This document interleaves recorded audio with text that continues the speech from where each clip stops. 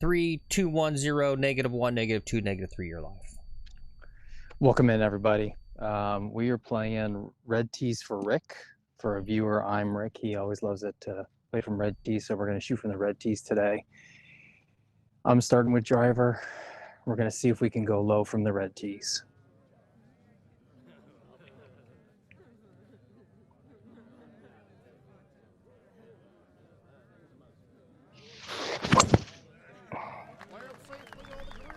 It's out to the right, but it's long enough that may not be a problem. All right, let's try to find that. All right, guys, welcome to the show. We're thinking about you, Rick. Hang in there, buddy. You're going to make it.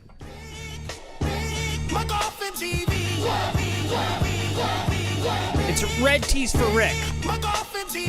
I'm going to pretend Rick has got some sort of bad health issue. Stay streaming 4 days a week. Lex plays live in the Florida heat.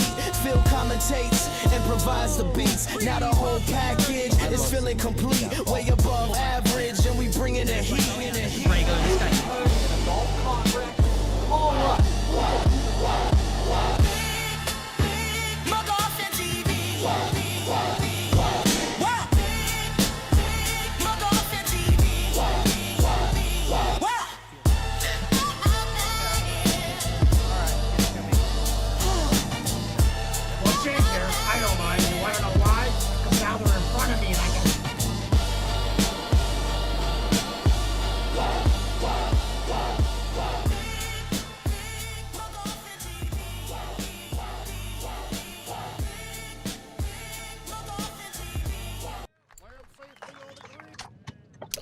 All right, guys, welcome in. Good morning to you. It's 11:30 here on the East Coast. It's a beautiful late August morning. How's the weather out there, Lex? It's hot and kind of muggy. Oh. Yeah, I'm sweating. Damn. Sweating a little bit today. All right. No worries, though. Well, love it. I love sweating. It's good for the body. Yeah, it is good for the body. Boy, while you're looking for your ball, let's do some walk-ups. We got D-Boy, Golf Wrenching, Golfing Orlando, Cameron. Walk up! Good to see you guys. Welcome in. Good morning to you. Golf Wrenching says, just in time to entertain me while I dig. Nice, nice. Cameron says, morning, guys. Morning. D-Boy, morning. Golfing Orlando says, did Lex tell you where he's playing, Phil? He did. He did tell me that. That's freaking awesome. I saw your thing in the... Don't worry about... Yeah, man, that's super excited. Yeah, don't worry about me, Golfing Orlando. I'm all good. That's awesome, though, for Lex, though. Can I mention it on the stream here? No. Orlando? We got to keep it a secret, I think he says. Yeah. It's more fun if it's a secret. We like keeping secrets. Yeah. What's up, Garrett? Good to see you, too. Like the location of this ball. Yep.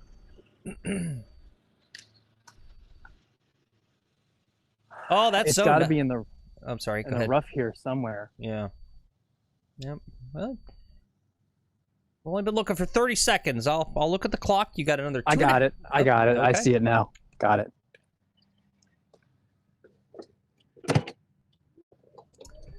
That was a bad sound.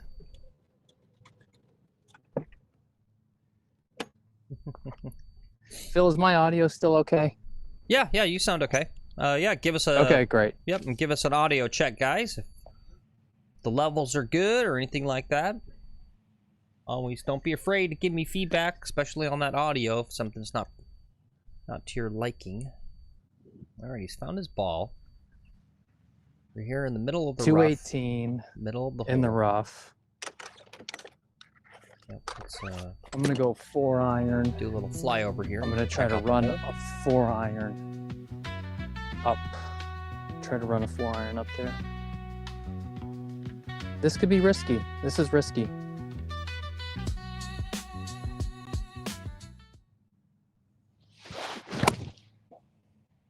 Maybe caught it a touch heavy. It's running. It's online. It's running. It's running. It's running. It's running. It's just short of the green. It's, oh, just short of the green. Okay, good, good.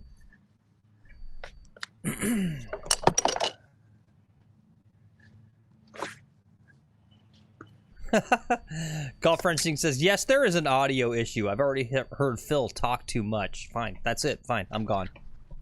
Oh, no. Come on. Come on. Don't do that to him, guys. What's up, Amateurs Golfing? Nice. He says he's got a tee time this afternoon playing Sterling Grove. Sweet track. All right. Let's see if we can do a little golf course porn right off the bat. You can't say that word, Phil. Oh, I can't? No, I don't think so. Yeah, all right. I'll stop. Sterling Grove, golf.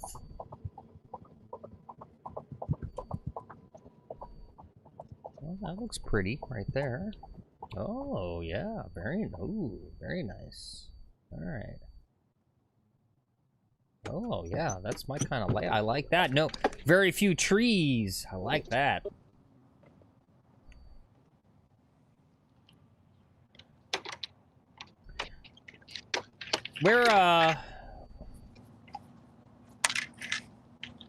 Where's this at? What mountain? I see the mountains. What is that? Amateurs is in Arizona, I think. Yeah, I know, but I'm saying like where? I know, but where in Arizona? Is it like North Scottsdale area or out by Fountain Hills? I'm guessing maybe Fountain Hills area. Way out west. Okay. Off the 303 and Cactus Road. Oh, and Surprise. Okay. Yep. Cool. Yeah, kind of looks like that.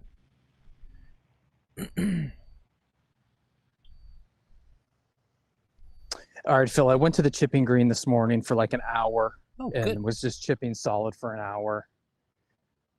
Trying to work back in some feel.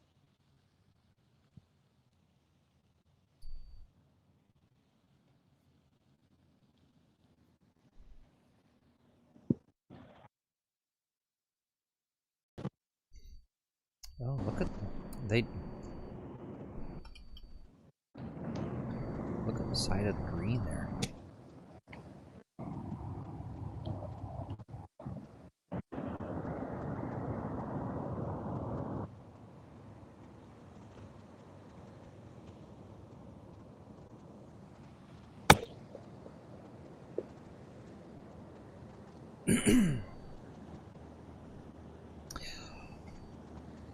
All right, well, there you go, guys. There's your proof. Practicing your chipping does pay off.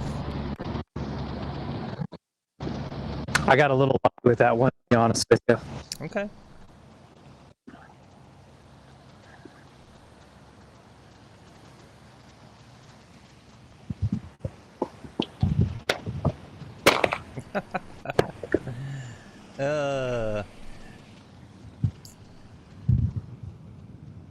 All right, for birdie. Let's hope he can make it. Yep. You got it. All right, guys. There's a 4. Lines in the chat, Very boys. nice. Let's All right, see Lex. if we can tear it up today. Golfing Orlando says, you can tell Lex he can talk about it. Oh, that's so infantilizing, though, Golfing Orlando. He says, I'm going to try hard to get you out there, Phil, as well, but just as a ride-along, not as a player. Very,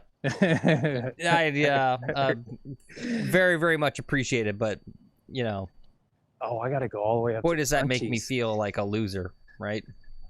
It's okay. I'm too busy. It's not my thing in life, right?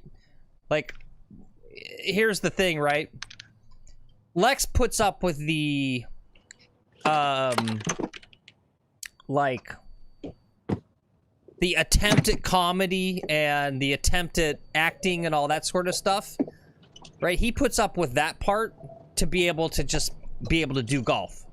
And for me, I put up with the golf to be able to do what my dream is, which is all the stupid, putting on stupid outfits and making stupid voices and filming stuff, right? So, no.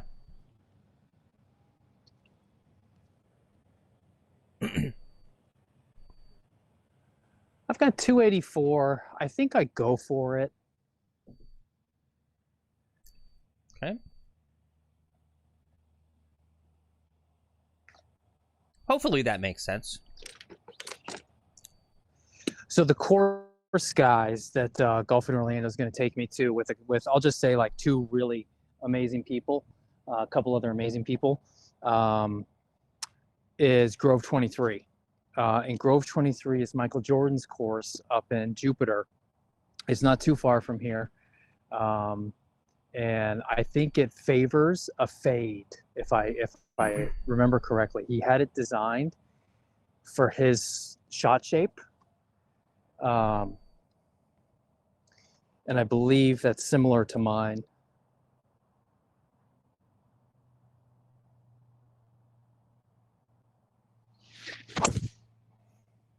It's heading right towards the pin.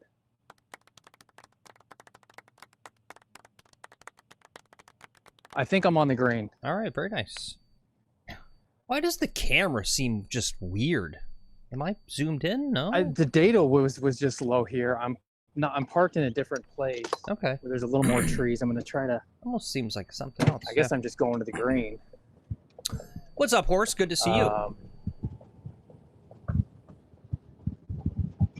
That was a heck of a drive. I could be greenside bunker, on the green, over the green. Not really sure. No, it looks like maybe just short of the bunker. Look, I guess comedy is subjective, and that is so nice to hear, Dead King. That really, I was fighting with the guy like 4 nights ago on Twitter. He was saying he didn't watch these. He was saying we were lame. He was saying we were lame AF, and you're not funny. Your videos are shitty. Dead King says, "Hey Goofers, Phil, you're way better at writing skits than SNL." That's not true. That's not true at all. They do a good job. You know, you can have your different opinions about what era is best or whatever, and I know some people have problems with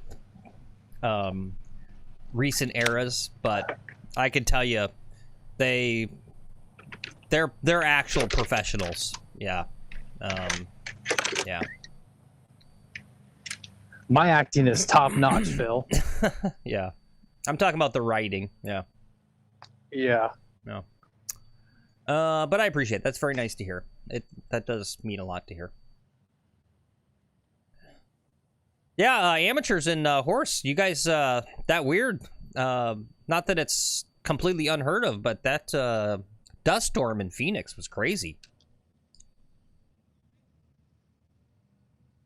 All right, guys, playing from the red tees today. He's all the way up by the greenside bunker. This is this get relief area stuff. I'm in that, so I'm going to come take relief back a little bit onto some real grass.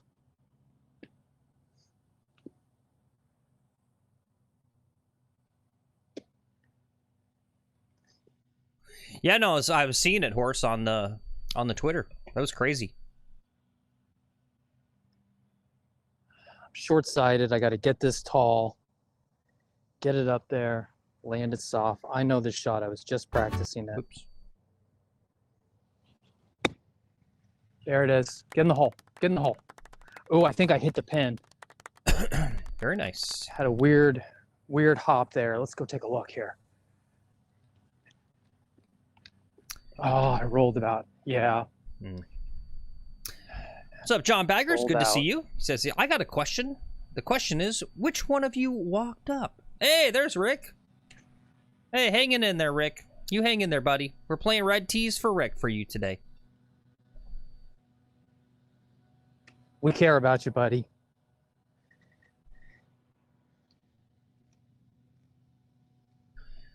Golf Wrenching says, if SNL ripped off one of your skit ideas for a golfer guest, would you be flattered or pissed? I would presume it's not stolen to begin with. I always, you know, unless it's like so crazy obvious. The thing is, there's 8 billion people on the planet. And so I think most people who think their content has been stolen, it's probably a false positive. It's just, you know, we're all thinking about the same things, right? It's like the thing where we did the little shorts where Lex and I are like panhandling golfers on the street corner, and then like literally 4 days later Bryson did the same thing, holding up the sign on the street corner, and was like, did he see our short and steal that? And I just go, no, I'm probably just literally his own team kind of just had the same idea.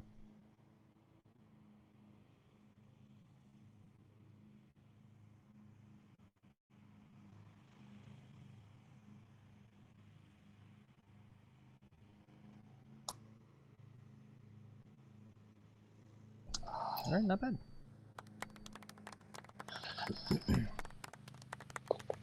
All right. All right, there's a par and a pair for Rick's charity. Yep. Yo, what's up, Major Rush? Good to see you as well. Welcome in. Playing red tees today, guys. This is something OG of the channel, Rick. I'm Rick. Always wants to see is Lex play from the forward tees. Oh, and actually, I wanted to And get low. Yep, and go And low. get low, low, low. Here's your first poll question of the day. This is kind of a self-awareness question. Right out.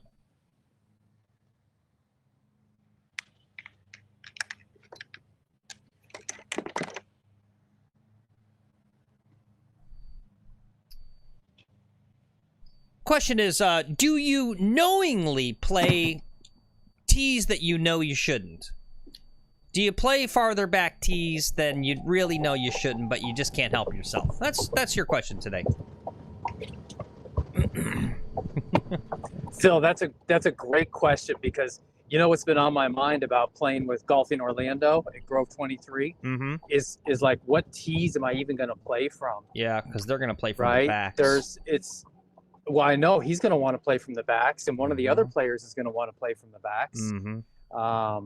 You know, I think one of the other players is older, his grandfather, and I'm like, I'm going to play from those senior tees, bro. No, he's playing from the backs too. Yeah. Yep. But it's like I don't know, do I really play like senior tees? I don't want to be like, hey, I'm just gonna play normal whites because like I'm a manlet here. I can only hit it that drive went 275 on the last hole, right? That was a good drive, Pro V1. It only went 275.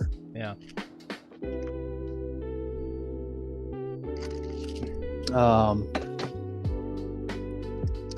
What am I gonna do here? I gotta use the calculator here. 198. I gotta hit a 5-iron off this tee.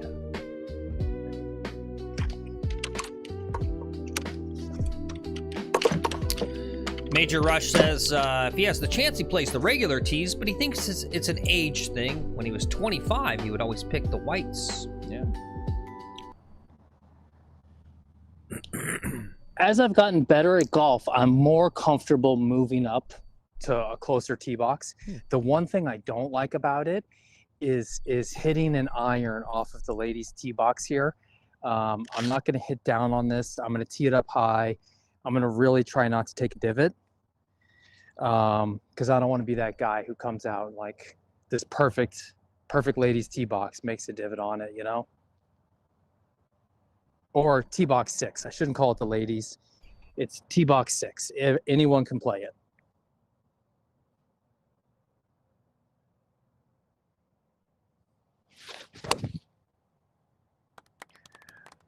Okay, that should be right in the fairway. Yep, in the fairway. All right. Yeah, Rick says he hates Great the back shot. tees. His group always wants to play them. Yeah. No, we've talked about that, this idea that, right, like I feel like in the old days, in like 80s, early 90s,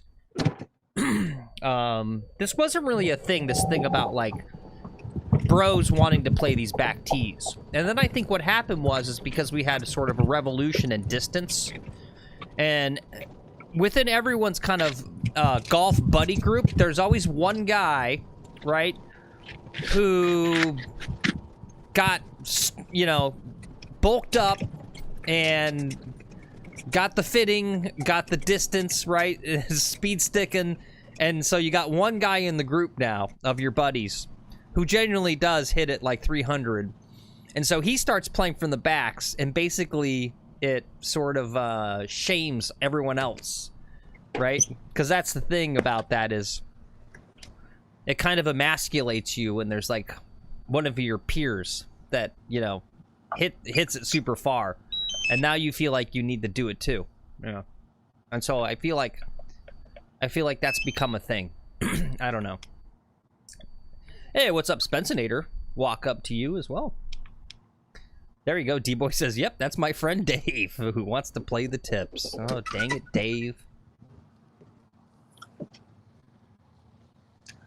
I've got 148 yards. The pin is one of these tucked ones again, way back in there. Mm-hmm. I gotta go over the water. Yep. That sets up perfectly for your shot shape, though. Just hit the center, and it'll curve right in there to the right. That's a great point, Phil. I think I'm going to take a firm 9. I got a little bit of wind behind me. Although I'd hate to come up short. It's going to come up right and then short. It's going to be short 15 yards. What's and up? I'm going to be messing with that water. I like that username. Yankees hit into a double play. He says, I hit a golf club like the Miami Marlins win games. Except I've got this nice, hard, firm ground I could really compress against. I'm not going to go for the 9. I'm going to take the 8.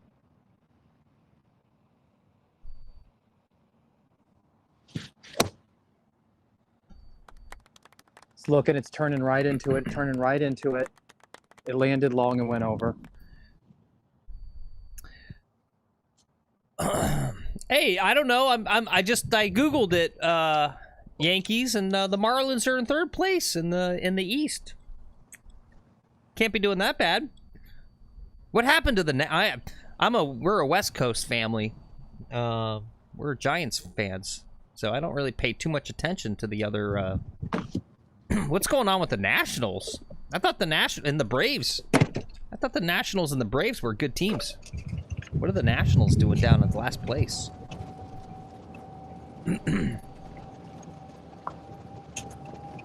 Hey, what's up, Luke Frankel? Luke Frankel Golf, good to see you again.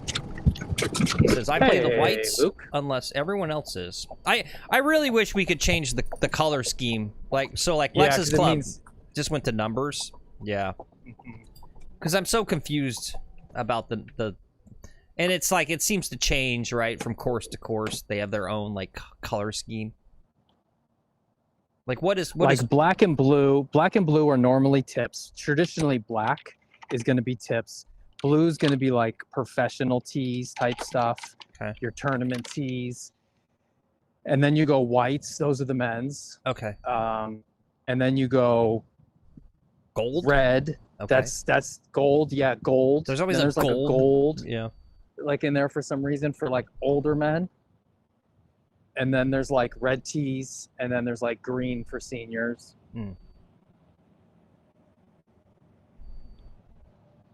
All right, we need another spot of magic here.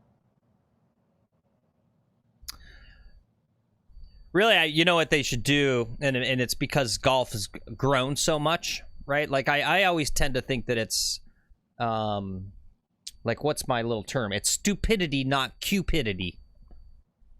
Basically, I don't think people are, oh, I don't know. How do I want to explain that? I just think there's so many new golfers, they just don't know better. So here's my novel concept. The tee boxes are just like based on your scoring. Like you know, if you score 120, here's your 120 tee box. All right.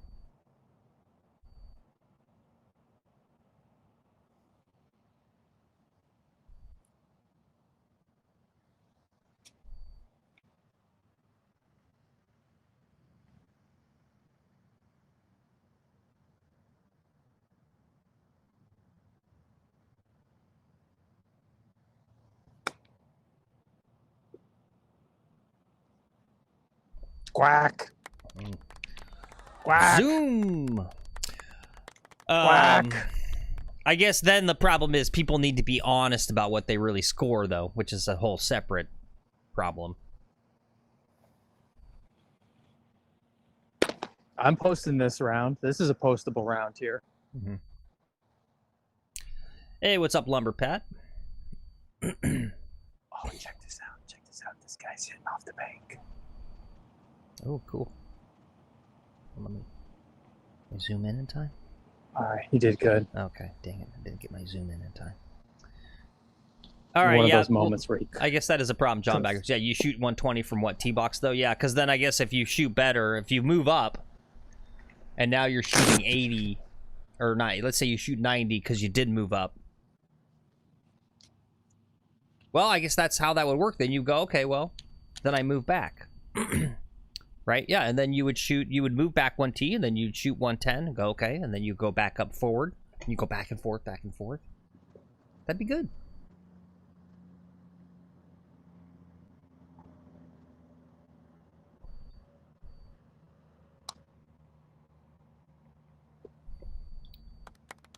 So 1, 2, 3. Ooh, that's gonna be a bogey, huh? Is that a bogey? Okay, back to even par. Yeah. Yikes.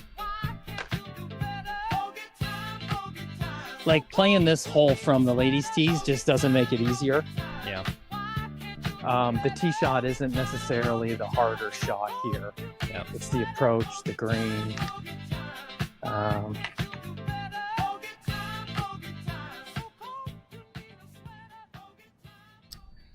Yeah, you see, and Bert, what's up, Bert? He says, no point in playing if you can't be honest.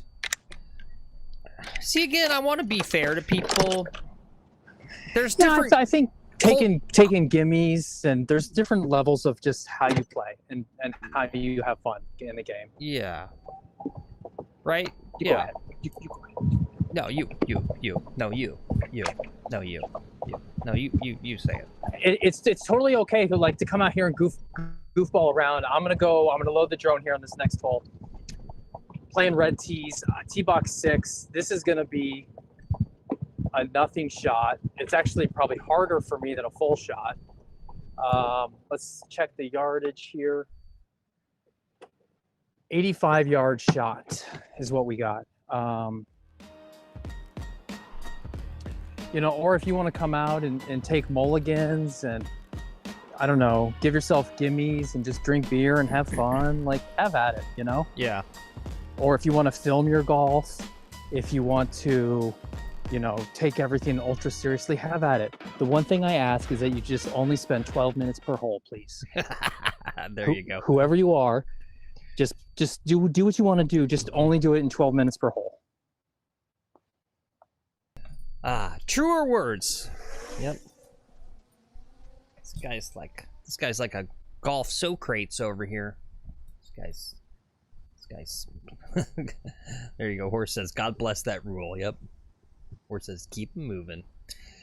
Yeah, you're just I don't care what you wear. I don't care who you are, what clubs you play. Just don't take more than 12 minutes. Yeah. That's, Yeah. Yeah, I don't know. I still can't get over. And what's up, Speedy? Good to see you too. Yeah, Socrates. You know Socrates. Yep, he was that Greek guy. He was in the movie Bill and Ted. Oh, was he? Okay, cool. Yeah. Yeah. That's where I know him from. I don't know where you know him from. Yeah, that's true.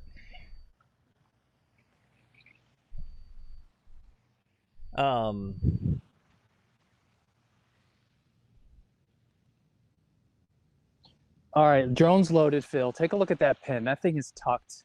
I've got 86 yards.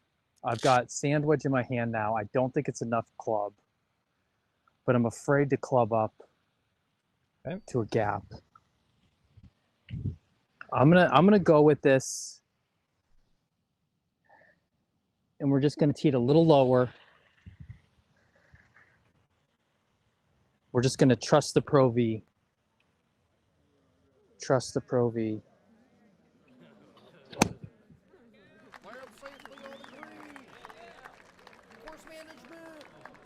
Oh, nice little bounce. Great shot. Thanks. Yeah. Great job. A couple years ago, Lex and I just played, not for content or anything like that. We just went out and played a. There's basically like one public course in his area, right? It's all private. There's this one public course. I mean, there's a couple other ones that really kind of aren't that great, but there's one public course that's really nice called Abacoa, just literally 5 minutes away from Lex. And we got paired up with these two dudes, you know, younger bros, and these guys were really good. Like, they were really good ball strikers, but it was really fascinating kind of their sort of concept of the game. And so basically for them, golf consists of, right, and you can imagine they're like young bros. You can kind of think of how they probably think about golf. For them, it was tee to the green. And so basically these two bros, as soon as they like hit their second shot within 8 feet onto the hole was basically done for them. Putting for them is like an afterthought. So it's kind of like, right, like, are they cheating? Are they not being honest? Because they basically just like, they were doing that, like, if it's six foot and it's like good. And I just, for me, I go like, what? You got a 6 foot putt? I mean, but that's, and it wasn't like putting's your favorite part of the game too. Yeah. Right. So we're playing with these guys who don't even like to putt, and you rarely get a chance to play, and you're like, oh, I get sweet greens to putt on. Let me take as much time as I can possibly take, you know? Yeah, and it was nothing malicious on, that's the word, malicious maybe. Nothing malicious or cheaty on their part, right? It wasn't like they were trying to like shave strokes or anything like that. They just kind of just are just like, yeah, I don't know. You just, why bother putting? It's like not a thing. Yeah, it was interesting. I got to be defensive on this. This is right on a ridge, right past the hole. It starts going downhill and downhill fast. Speed is everything here.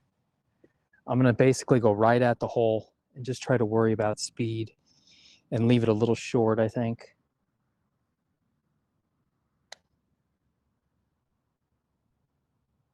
Wow, no break. Surprising. Okay.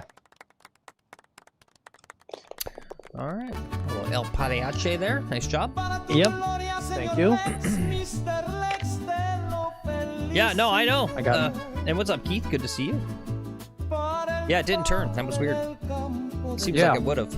It does slope back to front there, so that was strange. Little golfy in the house. Yep. Bert says not putting is weak. Luke Frankel says putting is such a huge part of the game. Well, that's how, you know, I feel about it. But yeah, again, it wasn't like these guys thought they were like, you know, not playing golf. They just, that was just kind of their. You could maybe keep the drone cam on here for a second. It's going to be a maintenance guy doing stuff. I don't know if it's going to transmit.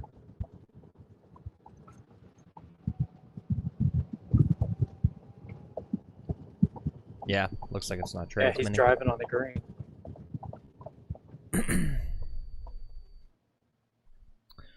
All right, guys, this is going to be a fun one from the red tees. Let's check out the. Do you see that on the drone? Can you see that at all? Oh, there he goes. Whoa, cool. Oh, look at that weird effect. It's almost like he's sending out sonar. What is that? That's called the Nyquist effect. Okay. Now, what's the stuff? Is that fertilizer? Sand? Sand. Sandy? No, I think it's just sand. It Yeah. might be a fertilizer mix, but I think it's just sand. Interesting. Yeah. They're just sanding the greens. I'm the last person on the course for like an hour. So these maintenance guys are coming right behind me. Yeah. To do some kind of maintenance stuff. So they're sanding and then watering the greens. They should call it cocaining. All right. I got to go to the next destination. All right, anyway, guys, this will be fun. You can see on the flyover, when you're playing these 4 tees, you can just go right over this whole lake, basically go right for the green. So I would imagine that's what he's going to do. So this is either going to be spectacular or some sort of complete disaster. Rick says, makes no sense, Phil. What? Looks like he was spreading cocaine all over the greens.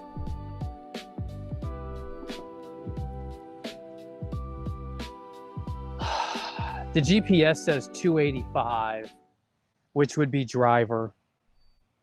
I feel like driver from these other tee boxes further back Is yeah. Well, wait, what was the distance again? 285. Yeah. Ooh. And driver, if I really hit it, they can just go long. I'm going 3-wood. Yeah, yeah.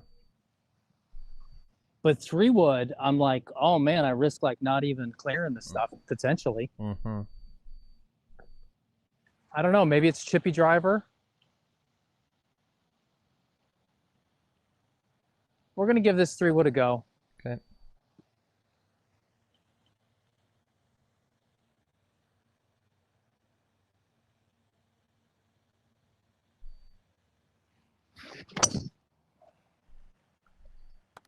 That had the distance. It's going left though. Okay. All right. All right, it's in a similar position to where I put driver from the other tee box.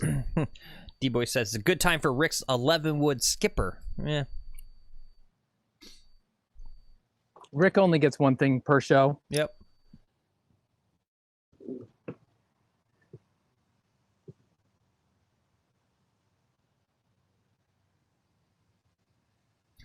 I'll leave that guy there. Rod says top dressing happens Right, about let's once get a month. It's just a light dusting, not as heavy as during aeration. Cool. Nice. They're just sprinkling it. It's just like salt, and they're just like going, Yeah. just a little bit of salt on it.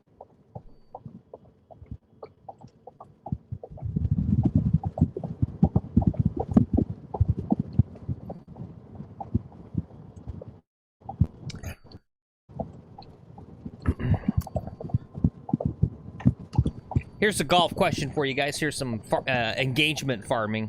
So I went out to my course yesterday to do some putting, pitching, and chipping practice. And out at the chipping pitching area was a grandpa with his, I don't know, 8-year-old grandson. And they were putting on the chipping green. Because I'm kind of getting close to starting to say stuff to these people that do this, where they literally close down a chipping green by going there and putting on it. Yeah, And it's a grandpa and his grandson. Do you say something? Do you not say something? you do. You go up to him and you go, "Hey, listen up, Gramps. You can't be doing that kind of crap on the chipping green. Go to the putting green where you're supposed to. You're supposed to be setting an example for this young man here." And then you go to the young man. You get down on one knee and you go, "Young man, Yeah. don't ever listen to what your grandfather ever has to say." Yeah. Okay. I was torn. Yeah. John Baggers, I know, he hates that. He says he's raging right now. These people need to be stopped.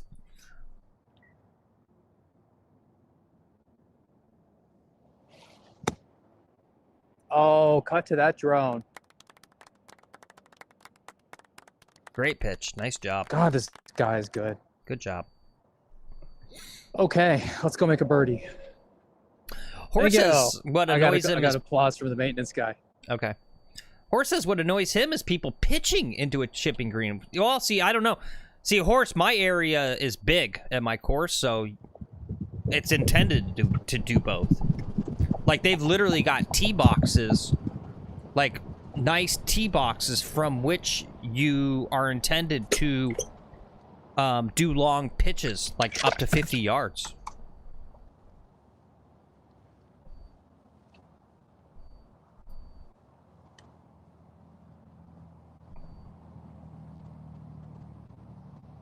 But I can see if it's just a chipping green, yeah, obviously.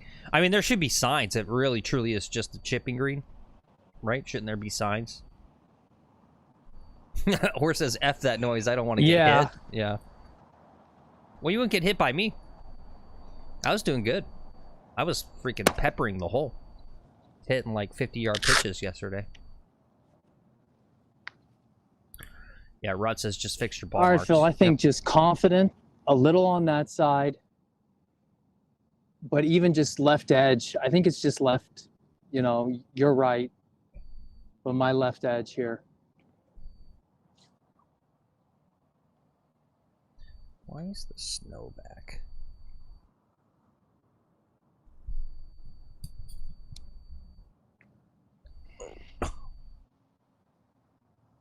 Damn.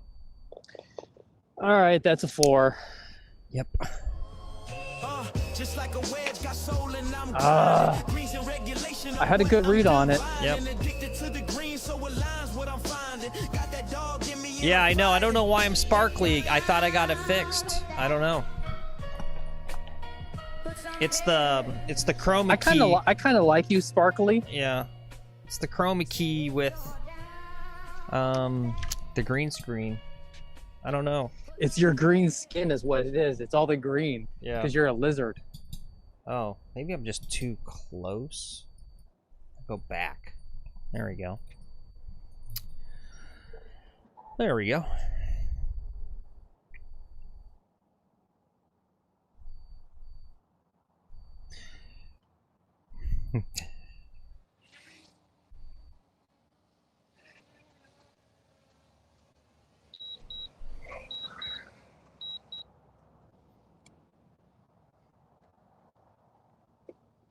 There you go. Lumber Pat Lex says the nitro ball might improve your score.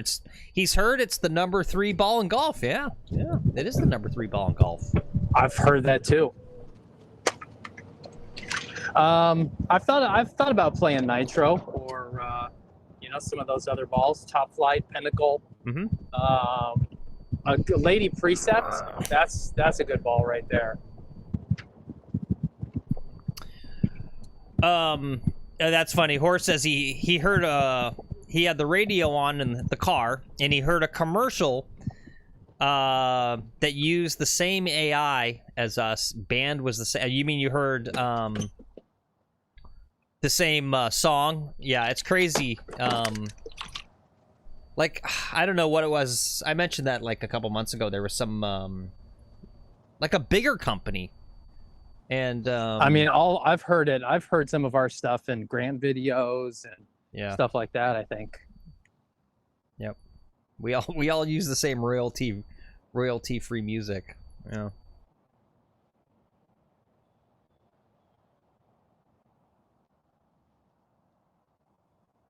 Yeah. All right, this is a different look. These are the holes that should really kind of make the difference here on this par 3 challenge or red tee challenge here. How's Rick doing? Has anyone checked in on him? Is he still breathing okay? Yeah, how you doing, Rick? Hang in there, buddy. We're doing the red tees for you, man. You hang in there. And how am I doing? Am I even par? You are. Yep. And for every birdie, Rick gets a little bit better. Yep, the doctors say you're doing good, Rick. You just hang in there, buddy. We're going to get some birdies for you, Rick. Here they come.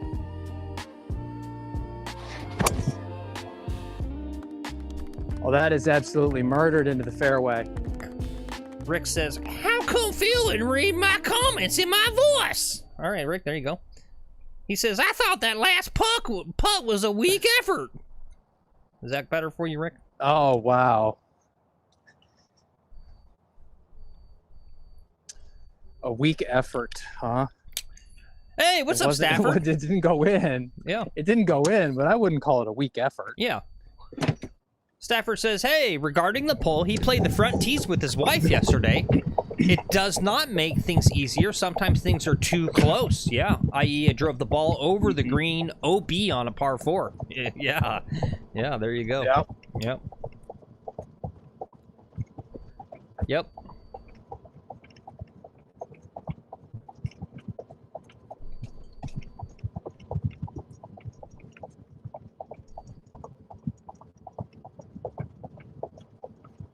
It do be like that though sometimes, Stafford. It do be like that. Oh my goodness. I'm gonna see what the thing says on this drive. Like, what is Golfing Orlando thinking, bringing me along on this like you know, with like Oof. respectable people. Like I can't even come along as a ride along. Are you kidding? You can't have me out there. I'm not fit for society. What the heck is he thinking?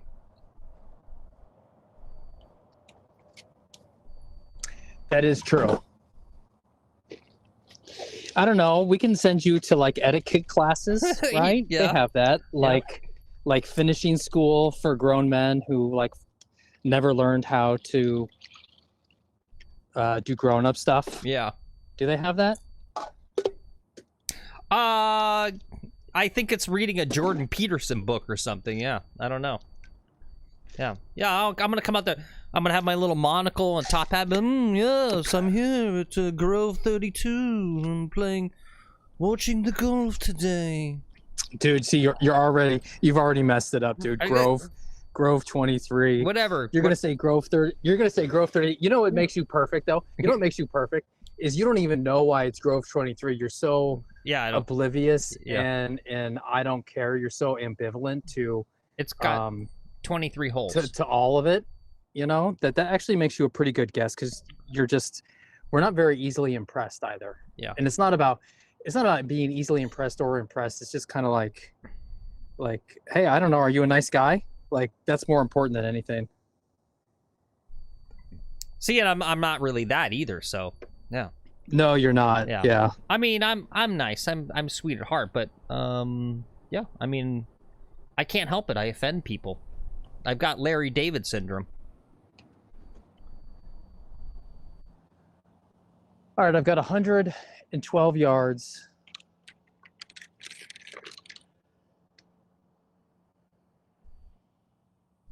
Drone is loaded, Phil.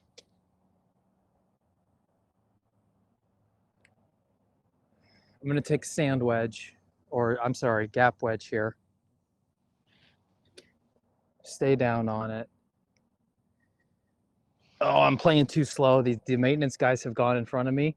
They're going to go sand the green in front of me now. He drove past, actually, so far as I can tell. I know. He's going to the green in front of me. So I'm going to be playing on sanded greens for the rest of the day. Ooh, fun. Well, a little extra challenge. Yeah. All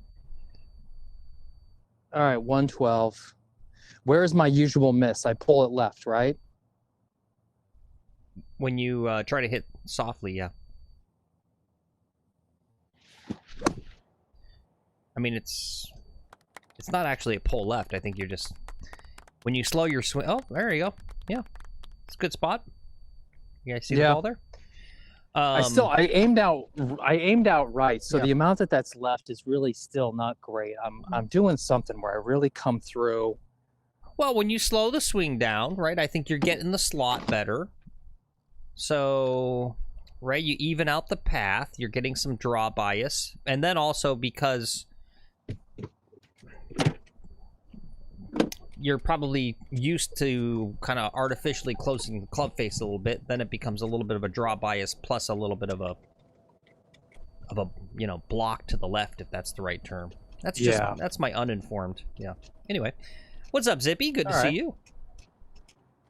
Welcome in. I mean, morning. You watch more of my golf than anyone else, so I'm inclined to start taking your opinion on some things. Yeah. I'll say that. I'm really coming around. Spencenator says he watched a video of Rocco Mediate saying the game is played 100 yards and in. The short tees would only help players that have a great short game. For example, Bryson's Break 50 challenge. Yeah, no, I think that's a great take. Yep, absolutely, Spencenator. Yeah. Yeah. Yeah, that's tough. What Stafford's talking about is playing with his wife on the front tees. He says the green was 240 to the back. He even hit a hybrid to the center and it rolled over. Yeah. Well, hey, you know what? If you're hitting your hybrid 240, Stafford, at least, I mean, that's a good flex to have regardless. So, still feel good about that.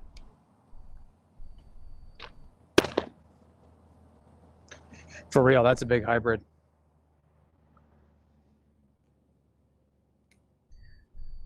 Horse says Rocco used to pound liquor on the course during tournaments. Is that I mean, how long has the rule been around, though? You're not allowed to drink, right? How long has that rule been around? Tell that to Joel Damon, dude. He doesn't drink on the course. He's all cleaned up anyway. You can tell. Yeah. That's why he split with his buddy. That's one of these things. Yeah. He's a fun drunk, and then he sobered up. and then his caddy realized he's actually a jerk. That's what happens. Yeah.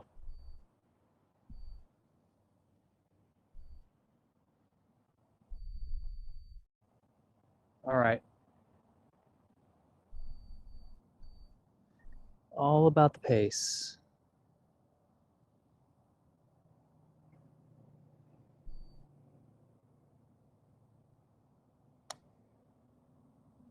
There it is. Turn in, turn in. Oh, good putt, though.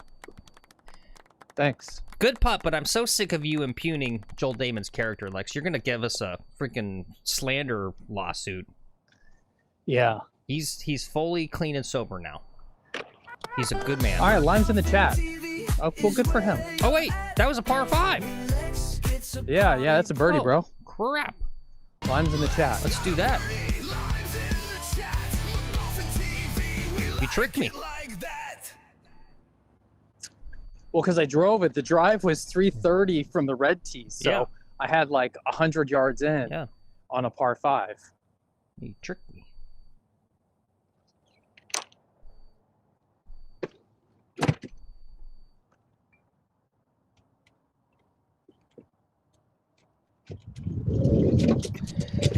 Yeah, you know what you suffered from there, Stafford? You suffered from the... I need to hit it nice and smooth and take a little off, and then so you got your body sequencing perfect, and you got all of it, and then you got extra distance. Yep. There you go. Love to see it. Rick says, I still drink on the course. Nobody's going to call me a quitter. Yep. Absolutely. There you go.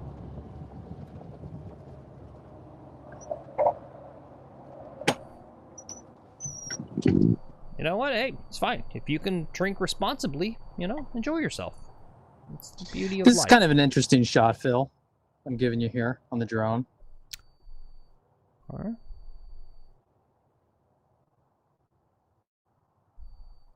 Oh, yeah.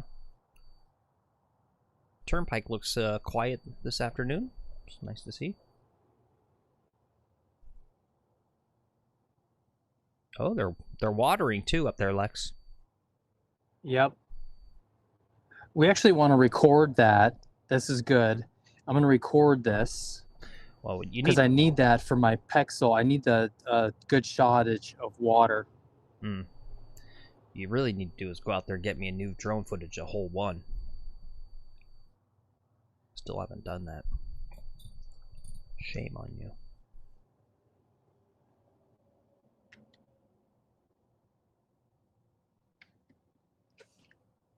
%. I'm going to go fast.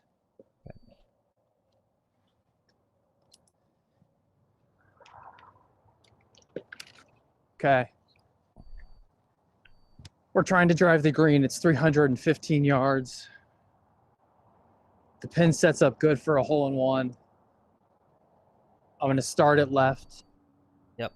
Rick says. Let it slide back to the right. Rick says, Lex should have eagled that last hole. That wasn't good.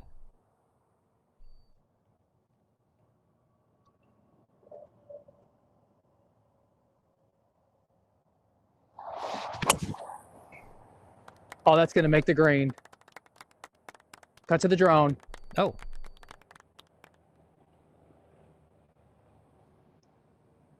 Just short left. I don't know if you can see it there.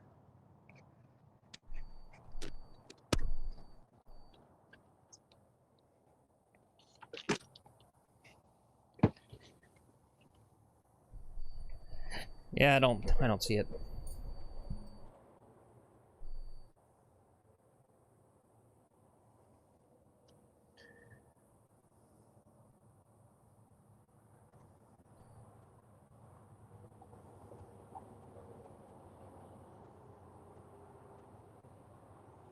I still don't see it.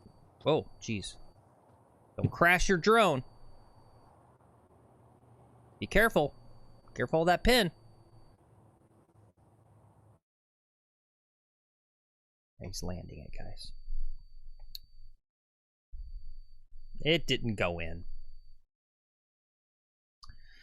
Amateurs thinks he honestly feels like he'd shave 5 strokes if he took Adderall. Interesting.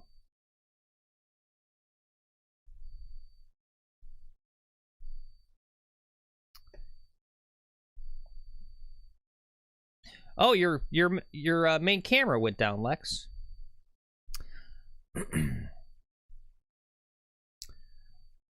I've never been to a doctor. I don't know about any of that stuff. What does Adderall do? It makes you smarter? Sorry, guys. Give him 1 sec. Looks like he's got to reboot both cams there.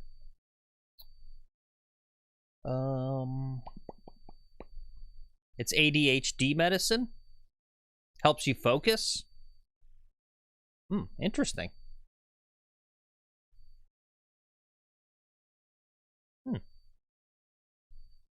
Rick says it makes you die 20 years younger. Ooh, well, that's not a good trade-off. I mean, I wouldn't go for that.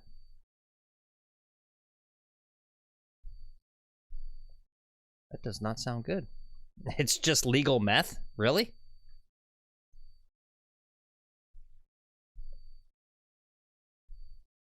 Oh, he's switching cameras, guys. You seen Limitless with Bradley Cooper? Nope. Take it easy, Stafford. Good to see you as always. Thank you. Thanks for being here. See you next time. Thanks for the fun golf stories there, too. Lex, the other camera's still trying to transmit, just so you know. Okay. It turned back on. Yep. I got it.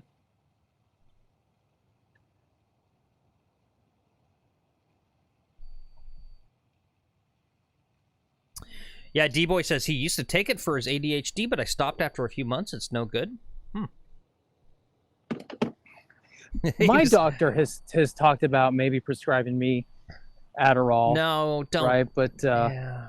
It's you need to reset. You've got a phone addiction, you've got a focus addiction. What you need to do is you need to be reading and you need to be meditating, to be perfectly honest. Yeah. Yeah. You need to be doing mindful, like literally mindfulness stuff, to be honest. That sounds boring. No. Boring as hell, Phil. Well,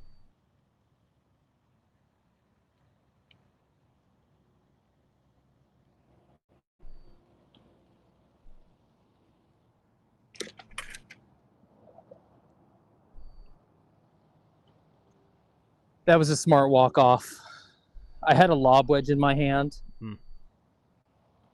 No reason to try to play the lob wedge here.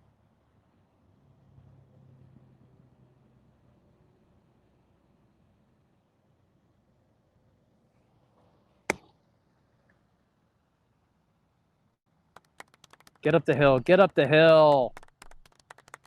Oh, I'm left with the tricky putt. okay.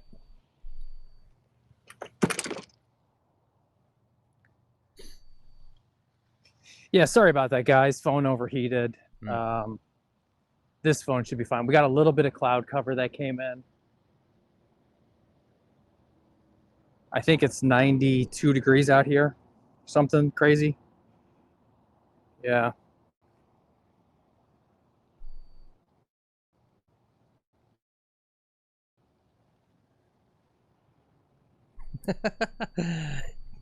He says the way he ruins perfectly good grass. Yeah. You gotta take the divot, Keith. That's how you show your friends you're a pro. You guys seen this absurd viral video going around of Gary Player talking about taking a divot when he putts, and this like weird thing with some guy about taking a divot when you putt, like 8 feet in.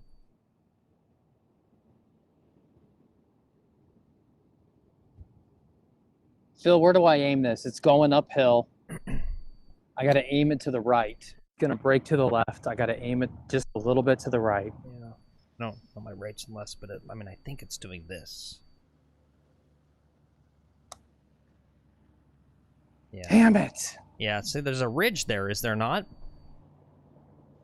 Yeah, there is a ridge.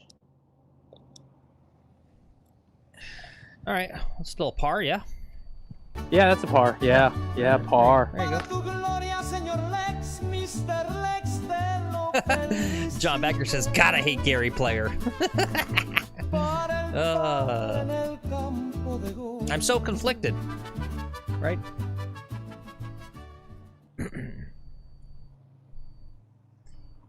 He's on my He's fine. He's got to be on my Mount Rushmore of short king golfers, right? Tim, Brian Harmon, Ian Moosnam, right? Giving me hope that a short guys can actually play good golf. But boy, is he yeah, he's a little cantankerous, if that's the right word. I don't know. You got to go see that clip. I'm not even gonna try to find it and play it because I just like God only knows where it comes from. And even if it is fair use, right? Like they're gonna try to copyright strike me, and I just don't even care enough to fight these things. But yeah, he's got this whole. There's this video. It's a clip from someone's content, and he's talking about like when he putts, he like slams the putter into the ground. He like boom like that, and like he had the putter. He was talking about this guy. It's this old golfer, and like he's got the putter all jacked up, so like the toe is all like up in the air and the heel is down.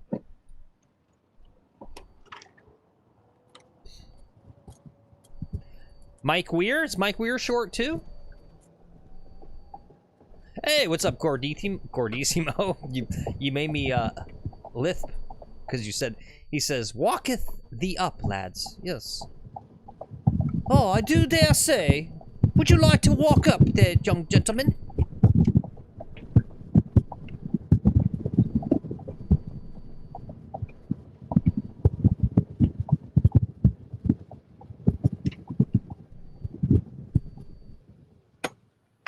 $89 yards. Yeah, and maybe that's it, Rod. He was I wonder if I talking can get about this guy to water at first. Yeah. He said the guy was like a great best putter ever or whatever. I forget the name of the person. I've never heard of him, but he mentioned that he putted on like obviously like the greens were horrible. That's maybe a question. Like, would you guys play golf like back in the 40s? Like the greens were they weren't even greens, right? They were just garbage.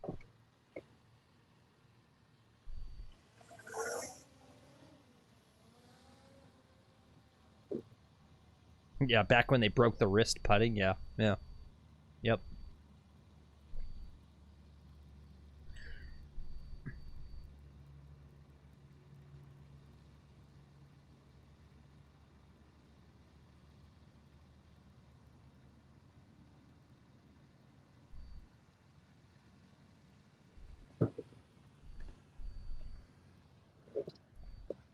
Okay, Phil, I have the drone loaded.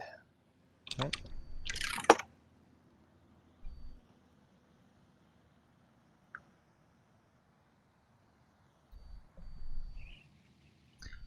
Yep, look at those. Look at those sweet lines.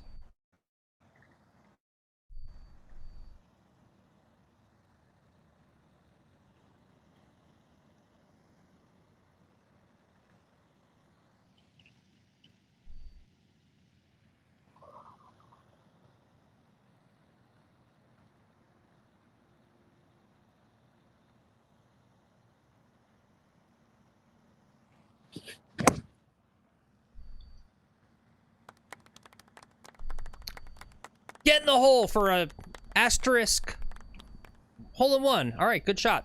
Ooh, look at it roll. Thanks. Ooh, too much backspin. Yeah. It backed up quite a bit.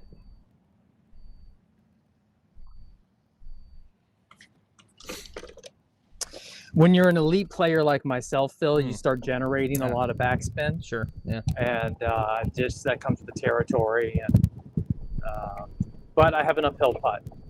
Yeah.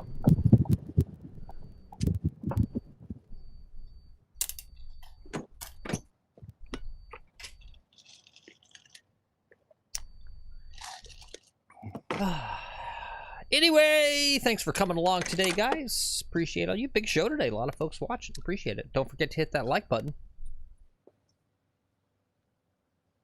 Yeah, hit the like button, hit the subscribe button if you're new. If you don't, you may never see us again. That's the way the algorithm works. Yep. You watch us for 2 minutes and then gone. Or you got to hit the button and you'll catch another show and you'll become like the degenerates in chat. Yeah, what's up, Matthew? Good to see you. Walk up! Yep. Happy walk up to all you guys. We are just about walked up to Yeah, that spun back quite a bit. fall golf. Best season, best time of the year for golf, guys.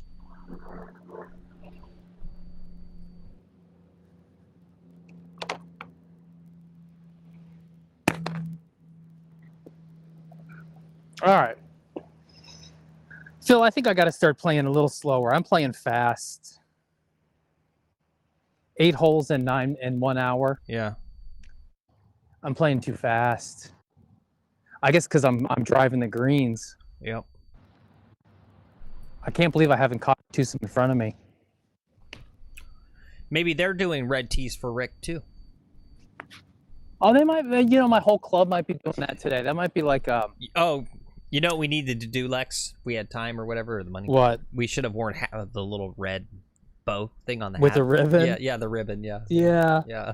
Okay. Next time, Yeah. I will order some of those, and we can make a whole show about our charity for Rick. Mm-hmm. Nope. Actually, that'd be fun. We just get the red ribbons to promote people playing for these weak hitters to play from the proper red tees. That's a fun thing to do. We could actually make those. I could super glue red ribbons on magnets so they could go on your ball marker magnet, and you could have your ball marker be this little red ribbon for slow play. I just like the idea of we're doing the live stream and we've got the so what would be the color? So whites is the regular men's, right? Mm-hmm. So basically based on the data, right, gleaned from Shot Scope, Arcos, whatever, most male golfers should be playing 1 tee up, really, from that one, right, based on their drive distance. Wouldn't you say? Yeah. So what color is that one? That's the one that changes at every club. Oh. I would say gold. Gold? One up from the whites is like gold. Okay, so we wear gold ribbons. But some at some places it's like blue, you know. Yeah. So we wear all right, well, we'll just go with gold. We wear the gold, and then you get people to finally ask in chat, go, what's with the gold? Go, yeah, it's our awareness campaign. You guys need to play more forward tees. What's up, Theo? Good to see you. Ty Webb, good to see you as well. Walk up. It is sand on the greens. They're literally sanding them right in front of us, Ty. Yeah. Hey, you know what? I'm just happy they're not closing the whole course for 2 weeks for maintenance. The one thing I know to do that, like, gets me with Lex's club is they love to close the whole course down for maintenance. And I go, like, I don't know, public courses do their maintenance. They don't close. They keep their conditions good. Like, I don't know. They're doing all kinds of construction and work in my club. I'm kind of stoked, actually. I'm not sure what they're doing, but I think they might be building a whole brand new clubhouse that's going to, like, overlook the 18th, which would look really cool. Or at a minimum, because they're clearing out a big native area near the clubhouse area. I think they're putting in more parking, which is great too, because like it gets so busy in my course, like you almost can't find any parking. That's how popular golf has become.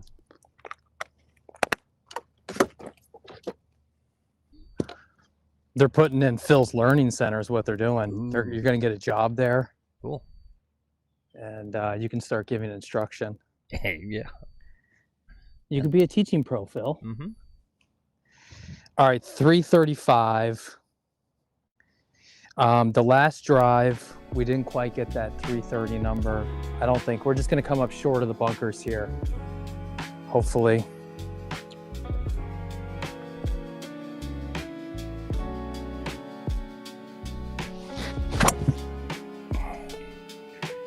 It's heading out a little right. Hopefully it doesn't go too long. Okay, I'm fine. Lex It's in the Lumberpat rough, says, which is not ideal. Yeah, Lex Lumberpat says, McGolfin TV is my favorite AOL chat room, which means you need to ask him. What's your username? Oh no, age. Can I get your age, sex? Age, sex. What else? I don't know. Tell me your age and your sex. That's your thing, yeah. What is it? Age, sex, check? Something like that. Yep. Lex was a well-known creeper back in the day on AOL.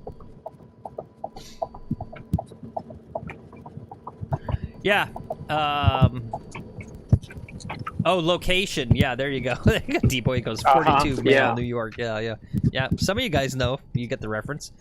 John Bagger says the USGA should standardize T-color. Yeah. Or just standardize all of it to something. Again, I like what Lex's Club did here by doing just numbers, right? I like that too because it's just you degenderize it, right? Yeah. So Lex's Club changed when they did the redesign. It's just 1 through 6. Simple. Because they're woke. My club has gone woke. I'm gonna ask them if that's why we've done this. Is because we've gone woke around here. Yeah.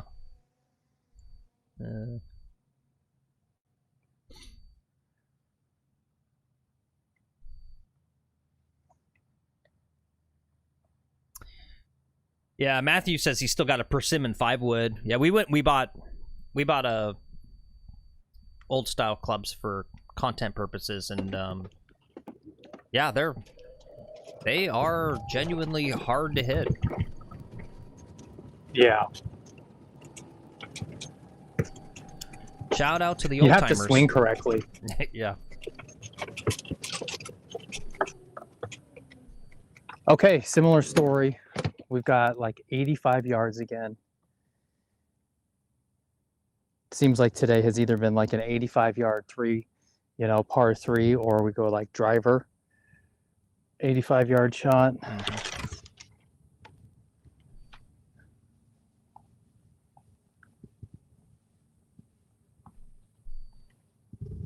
I don't want all of this. The ball's sitting up perfectly, so I'm going to get underneath it a lot.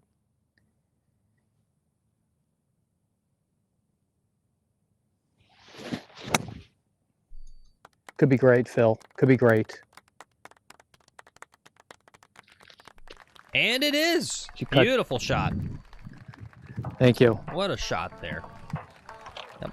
That's how you score, right? It's literally these 100-yard and in and getting it close, keeping that dispersion good. Mm-hmm. Yep. Well, that's what I've had some trouble with too. Is my wedges. I've had a lot of issue with wedges lately. I went to the doctor about it. He couldn't do anything.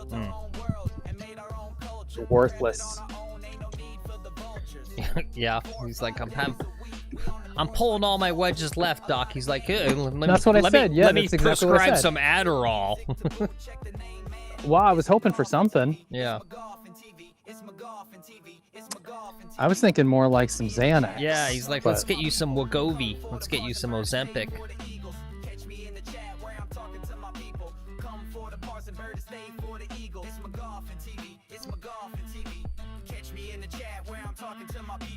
Check the Discord if you want more details. Let's go, let's go, let's go, let's go, let's go.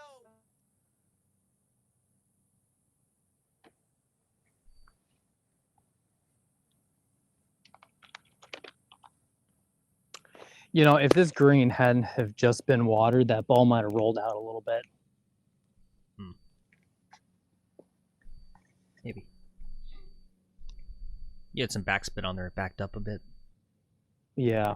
Well, the pitch mark is here. It just went to the left. Pitch mark is here. Ball's here.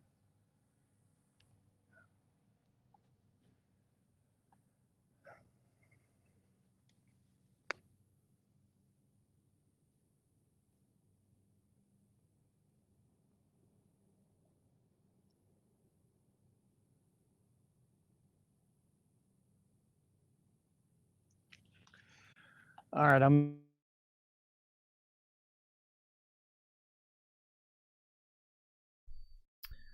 Oh no. Did this camera literally overheat? It's so hot today.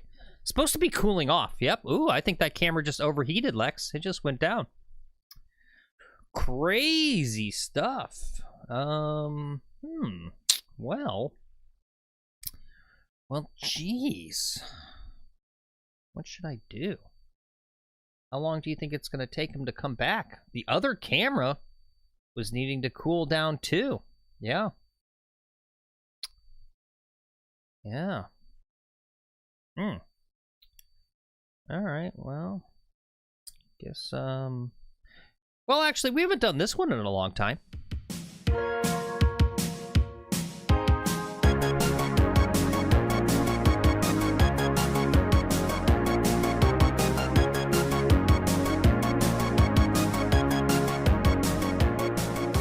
Coming up on McGolfin TV, live from Jacksonville. It's the 2025 Parrell Ball Hawking Invitational. We've got world number 1, Jim David Todd, taking on Rookie of the Year, Earl Tweed. It's the Southern Swing, and things are starting to heat up. Let's go out to the action. Jim David Todd. I play out of Turtle Creek Country Club in Jupiter, Florida. Earl Tweed, Lucky's Bar and Grill and Golf Course, Barstow, California. Jim, don't let them tell you this isn't a sport. Look at the determination in these guys' eyes. Yeah, these guys really want to find those balls out. We call that the eye of the tiger there, Jim. And we're off. There's the starting gun. There goes Earl and Jim David. They really want this. They're scrambling hard out there. You can give it a... Jim, let's get to the action. Whoa, here we go. Right off the bat, Jim Davis snags himself a Pro V1. That's going to catapult him into the lead substantially. That's a lot of points right there, Jim. Pro V1, yeah. All right, here we got Earl Tweed. He's really struggling on the early match here, Jim. Yeah, this is his third range ball that he's found in a row right now. And as you know, those aren't worth any points. Yeah, we got strict rules in this league. Range balls are worth 0 points, so nothing on the board still for Earl Tweed. No, the best he can do is throw him back in the water and hope his opponent catches him. Yeah, good point. That's good strategy, Jim. Folks, don't forget, this is still an active golf course with numerous golfers of all handicaps still playing and while we're conducting this event. Yeah, this could be a very dangerous sport, Jim. Earl's already suffered 4 concussions just at the start of this season from getting hit by golf balls. Yeah, it's amazing he was able to make it to this event. Yeah, he's a real fighter. Now, this is an interesting situation we don't see much. They've arrived at the ball at the same time, and now a fight is ensuing. What do you think of this, Jim? Well, rules say that whoever wins the fight gets that ball, so we'll just let these guys duke it out. Okay, let's get to the action. Wow, can you believe that, Jim? Can you believe what we're seeing here Amazing. today? Amazing. Wow. Got a left dash there, Pro V1 left dash. Wow, that's a nitro. You don't let any points. No, he's not going to be happy with that Jim, one. that's 2 more in the bucket. Wow, amazing. Jim, let me tell you, I haven't seen action like this since the 2021 Parrell Masters. You're absolutely right about that, Jim. This is just an exciting match we got going on here. That's an egg. That is not a ball. The action is red hot here in Southern Florida for the 2025 Hawking Invitational. Folks, don't go anywhere. Jim David Todd is in the lead, and Earl Tweed is catching up fast. We're going to find out How this match finishes. We'll be bringing you all the live action from the 2025 Parrell Hawking Invitational. Live on McGolfin TV. This is Ballmaster.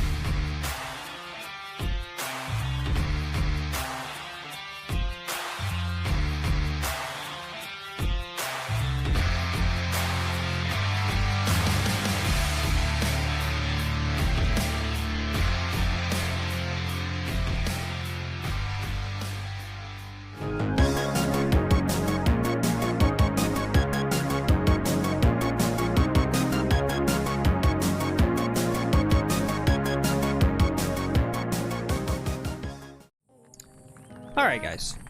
Thanks for hanging out there. We're back. All right, Lex, let's do this. Let's see this putt. Phil, you always have the drone camera that you could have cut to, too.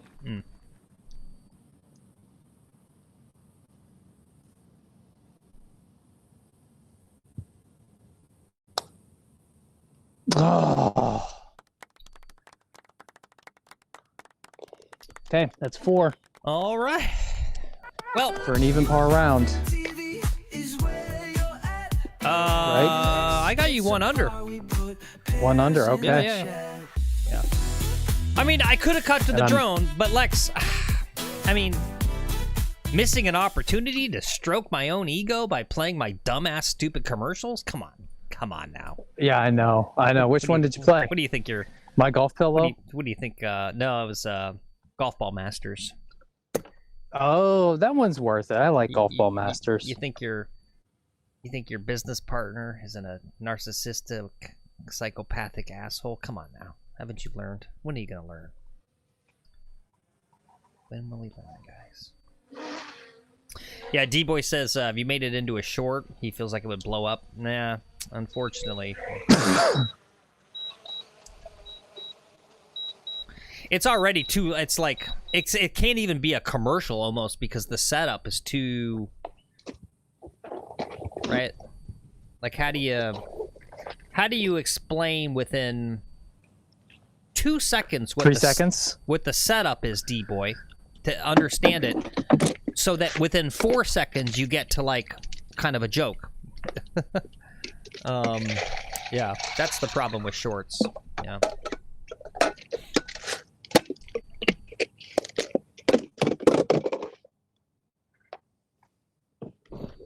That's why I suggest pants for everybody.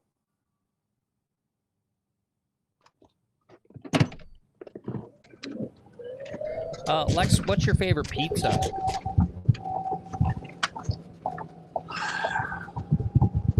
The best pizza I've ever had is probably a tandoori. When I lived in Indianapolis, there was a place that made Indian pizza. Or no, when I went to California. I went to California on a business trip, and we were in the Silicon Valley area, and there was like Indian pizza, and so I had like tandoori chicken and like tikka masala. We ordered like 3 different types of pizzas for the group, and it was just some of the best pizza I think I've ever had. And then I really like a good white sauce ricotta pizza. That's pretty darn tasty. What I always order is pepperoni black olive. That's what I always order. Or barbecue chicken. I'm a big barbecue chicken guy too. I eat a lot of barbecue chicken pizza. That's funny you put that in there, Missing Link, because that's literally that's on the menu tonight, is Phil's world famous homemade pizza. That's what I'm making tonight. Let's see, let's see. Let's see if it works. I just made one. Let's see if it's gonna do it. Missing Link says, now I'm hungry. Yeah, there you go. There's your answer. Favorite pizza? Homemade.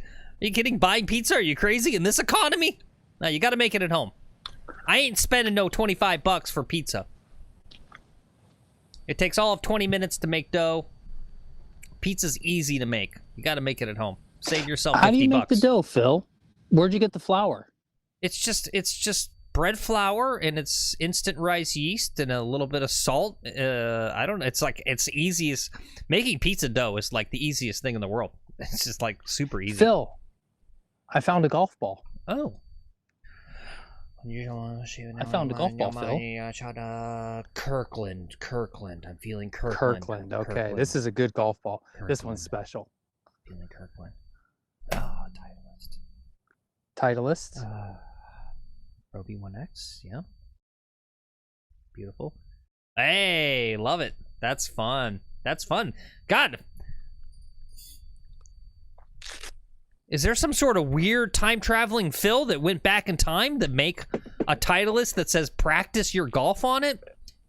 No, that's a practice ball that was stolen from some higher-end club, is what that is. Oh, okay. That's not someone... That's like Bears Club. Bears Club has Pro V1s for practice. Oh, gotcha. Right? Like really fancy places just have those as practice balls. I've got 280 here. I need to really hit this high and soft, I think, is how I got to hit this drive. I'm not loading the drone, although I probably should.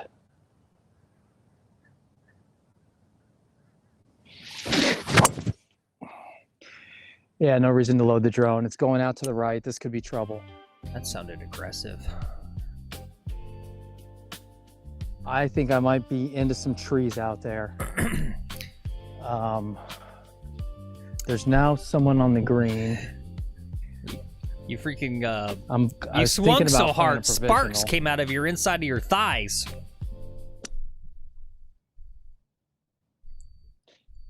Could you guys hear that? It sounded like a match being lit.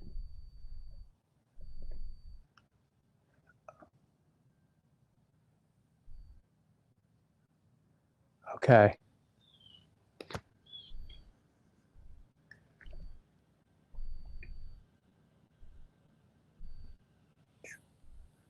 Just gonna back off one quick second.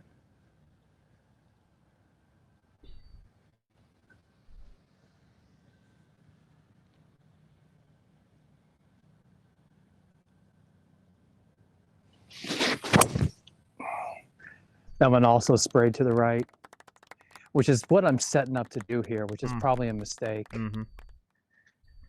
But that one stayed on Earth. Let's go find the first one. Garrett says pepper jalapeno. Yeah, that's good. Or pepperoni jalapeno. Yeah. I don't. Let's not talk about Chicago style though. I don't want to offend you. What about Hawaiian pineapple? Like, I like pineapple on pizza. Yep. But a lot of people are like really like, they draw a really hard line there. Yep.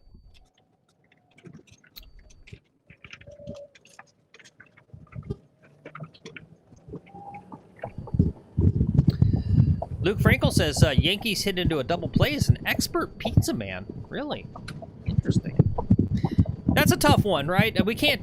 Honestly, the pizza stuff is more divisive than politics. And unfortunately, you know, here's the thing. It comes down to regionality, right? Like, I get it. You guys look at California pizza, you know, like, yeah, barbecue chicken or tandoori. And you guys think we're a bunch of, like, boozy, uppity, effeminate losers because you guys eat your... I mean, you know, and then I look at your New York pizza, and, you know, it looks like, right? It looks like a burnt crust with a pile of grease on it and like shitty mozzarella. I mean, but that's just, you know, it's the East Coast West Coast thing. Yeah.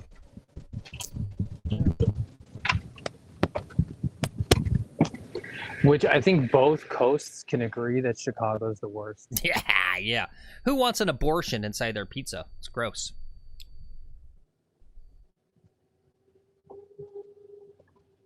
Man, Phil, that's over the line right there. G-rated, buddy. D-Boy says, I like all the pizza, as you can tell by looking at me. Rick says, I'm back! How many birdies since I left? None, but some good pars.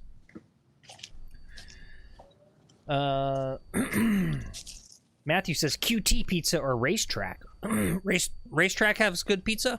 I got a racetrack near me. How about Casey's? There's this place in Indiana called Casey's, and they make these pizzas that are Mexican-style pizza. And it's the only time I've ever had a Mexican-style pizza. It's got like lettuce and tomato and stuff on it.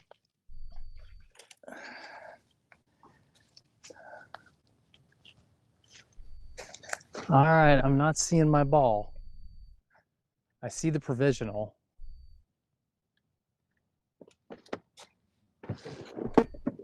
All right, well, thank God. Rick says, the object is to shoot under par from the red tees, then move back a tee. Well, goody, we're going to shoot under par today, and then we get to move back and be done with this, Rick. How about that?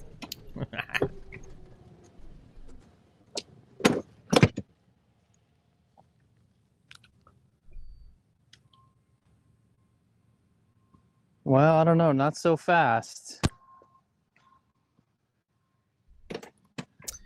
Rod says he likes pineapple. Because we're hitting 3 here now. He likes capicola, green peppers, and pineapple. You like the gabagool, do you, Rod? You like a little gabagool on your pizza? You like a little gabagool and some prosciutto? A little mozzarella?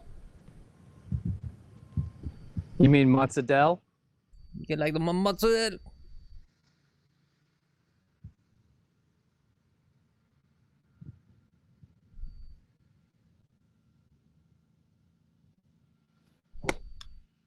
Oh, I heard a little. Hopefully that doesn't mess it up too much. It hit the tree, and Yeah. it did mess it up a little bit. Mm. I was really trying to keep something low there, Mm-hmm. which is why I took a 56 instead of my 60 degree. And that just didn't work. Hopefully I get a miracle sight into the first ball here.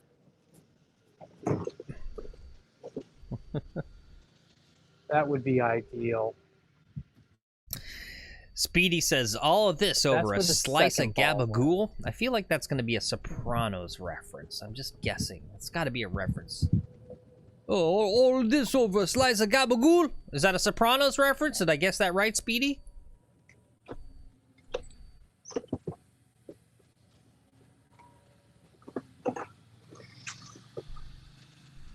It was Sopranos? Okay, yeah, there you go.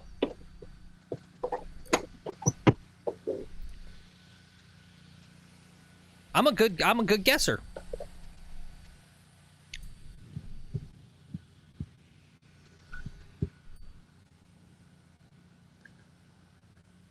All right, one lost. Oh, really? The first So tee shot was lost? Yeah, the ball was. Yeah, first tee shot was lost, Phil. Oh, okay. So 1, 2, So we played the provisional. 3. So we're on to 4.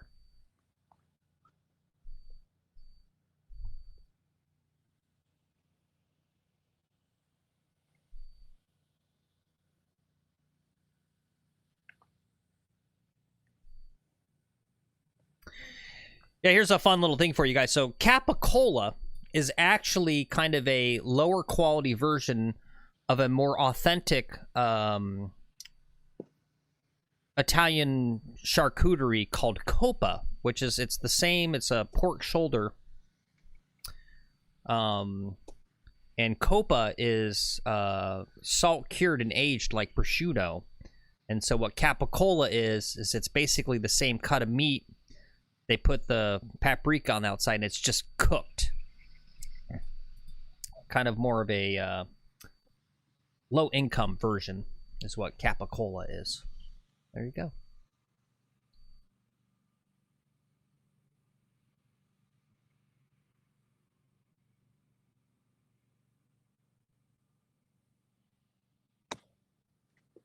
Oh, shit balls.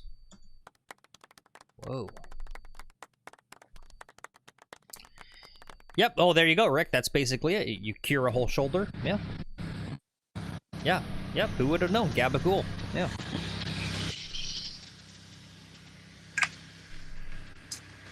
You got me thinking about deli meats here. Yeah. And, you know, I'm like, oh, Coppa, that sounds good, Mhm. man. Or some braceola.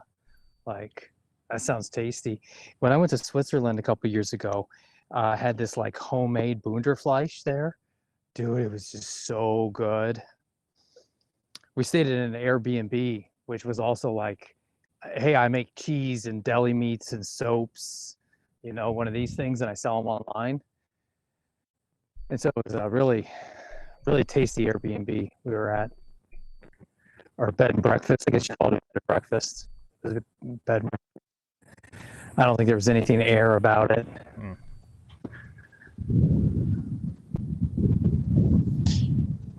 Big putt here.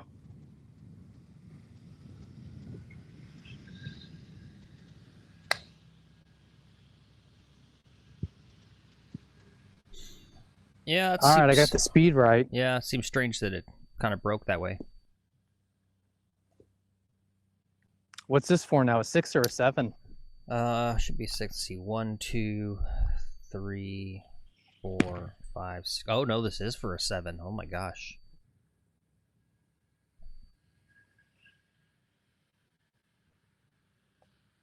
I'm gonna look again for that golf ball, man. If we Yeah. can find that golf ball, I'm gonna play it.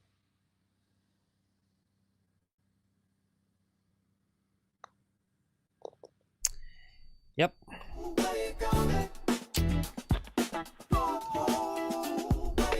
Well, we were expecting that, you know, a little bit playing from the red tees because you go for the greens and stuff. And Yep. I shouldn't have been going for this green. This Yep. green was a no-go. Yeah, there you go. Speedy says Soprasada is good too. Thank you so much for that super chat. Yeah.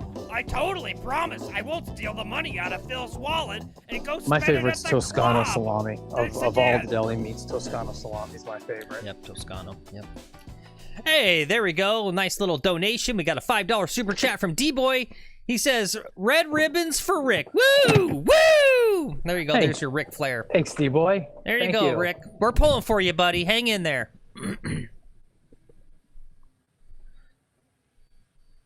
Rick is going to get better. Slowly but surely, he's going to get better. We're going to figure out what's wrong with Rick. That's the first step, is figuring out what the hell is wrong with that guy. And then we can begin the curing process. It's severe inner thigh chafing is what he's got. D-Boy says, that's a tax deduction, right? Yeah, for sure. Yeah. Ty Webb says, also, he never say deli meats again. They are cold cuts. Yeah. He says, get yourself some soprasada. That's the other one. Soprasada, or if you're, New Jersey, Zubazad. They say Zubazad. Hey, look at a little gooba gabagool, a little Zubazad. God, what are they doing to the course? What is going on? I just don't think this is worth it to placate the designer guy. This is crazy. They cut the rough today.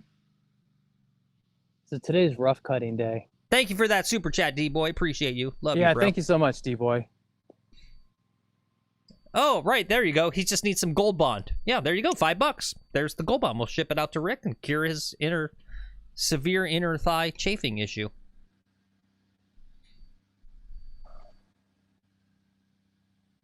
All right, going for the center of the green.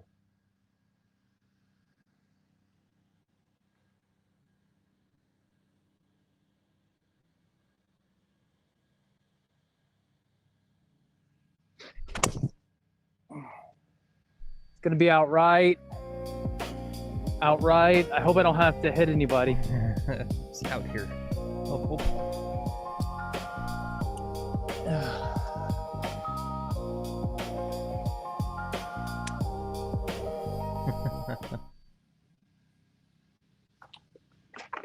Oh, that's so nice to hear. Garrett says it's a high of 78 where he's at in his town. Feels like fall. Yeah, boy. Oh, there's 78 here. All right, Lex, I gotta go step away and use the little golfer's room, so I'll be right back. Yep. We gotta go try to find that ball. It's the problem with staying hydrated.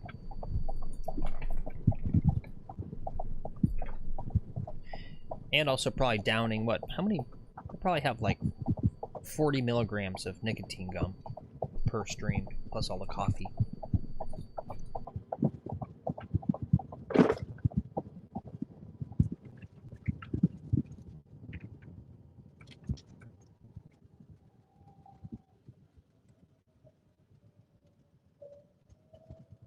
Got it. We're in fine shape here.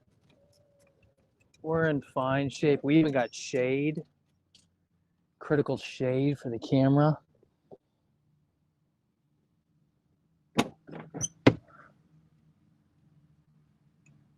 "51 yards.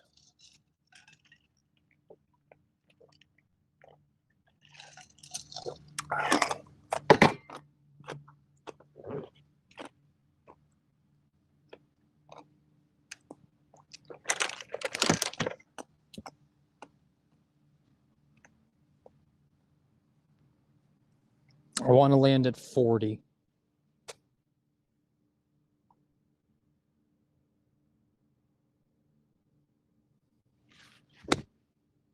I went 20. Fuck. Oh, man, that sucks. Oh, that was a big blunder right there.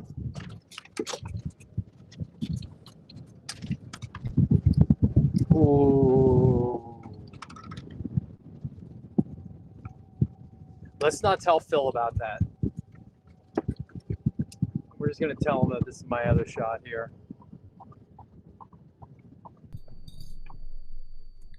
Screw it. We'll just chip in for birdie.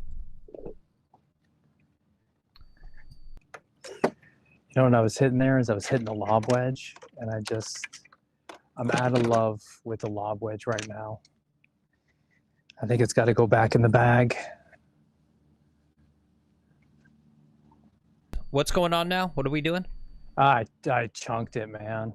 Oh, okay. We're still on hole 11. You didn't find the other ball, go back or nothing, right? No, Okay. no. Yeah. I was just not going to tell you and make you think I drove close to the green. Oh, gotcha.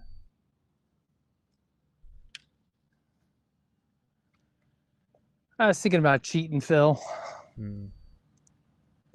Because we need to get some shots back here, big time. Yeah. I got 2 par 5s coming up, though, right? So that's going to help. All right, this is all wet. So what's going to happen? I'm going to lose spin.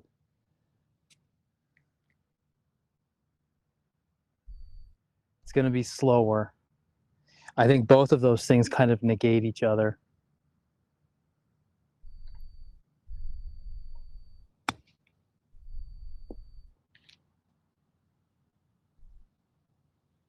Hey, not bad.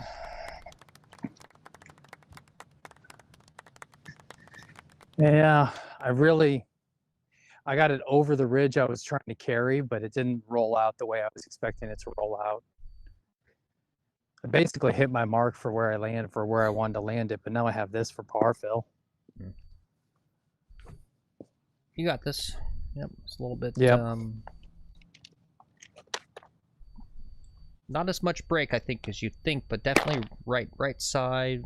Maybe just 1 cup. At least that's what I'm seeing.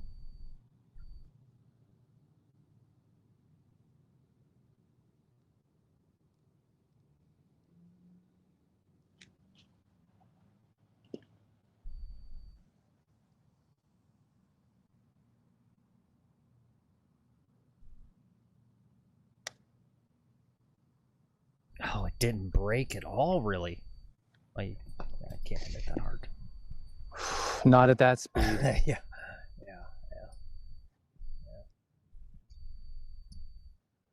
All right, this should be pretty straight back up the hill. This is not fun for a 5. Oh my God. It hit grass on like the ball's dirty. There's some excuse there. I don't know what it is. Yeah. There's some excuse for that. I It did do- something weird. You know, Lex, I was out practicing my putting. I got this really nice Odyssey 2-ball. You know, I'd be willing to trade with you if you want to try this Odyssey 2-ball. It was a pretty good putter if you want to trade. Yeah. Yeah. I don't know. It might be time to switch something up again.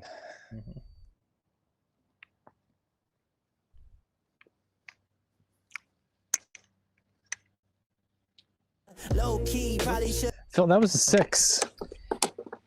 I know. Yep. Speedy says lab putter.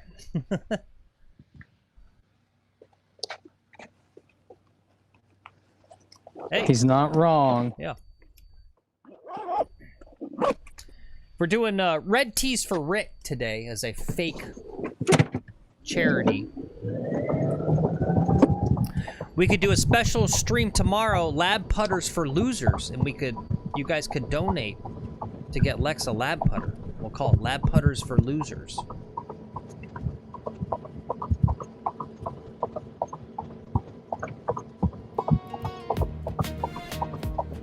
Yeah, you know what's messed up is my course handicap from this tee box here. Like my handicap, I need to be shooting the differential. I need to be shooting even par or better out here to like make my handicap. D-Boy says, I got $20 on a new putter for our boy.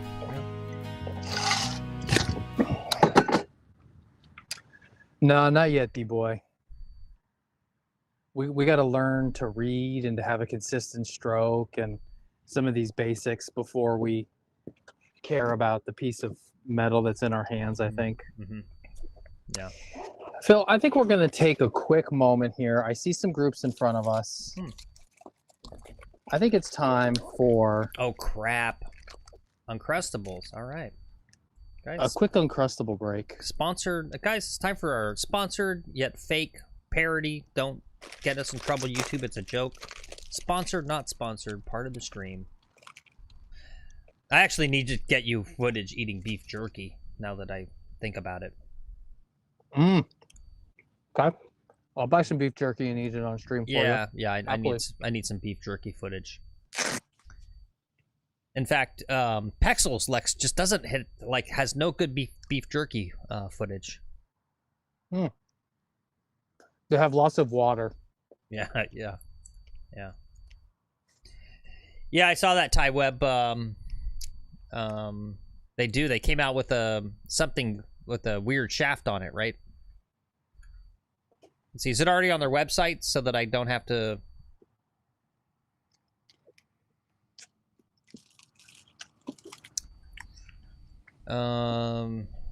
Yeah. There you go. Well, he's eating his crust thing. Yeah, heel shafted lab putter. Yeah, just came out with it. There you go. You guys want to learn more? Should I click it? Should I click it? I'll click it.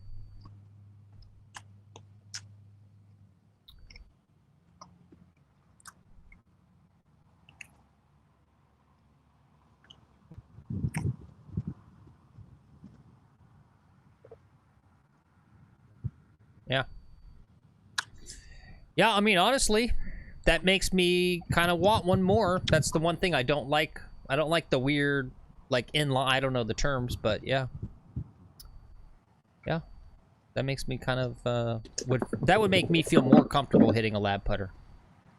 Having the shaft there. Yeah. Yeah, center shaft, is that the term? Yeah. Yeah. D-Boy says that looks so much better to me than the center shaft, yeah. Yeah, good point, Speedy. I was wondering that obviously that's got to be a thing because, yeah, Speedy says, I wonder how they balanced the heel shafted putter. Maybe a lot of weight on the heel. Yeah. Well, I'm sure they probably explain it somewhere in here.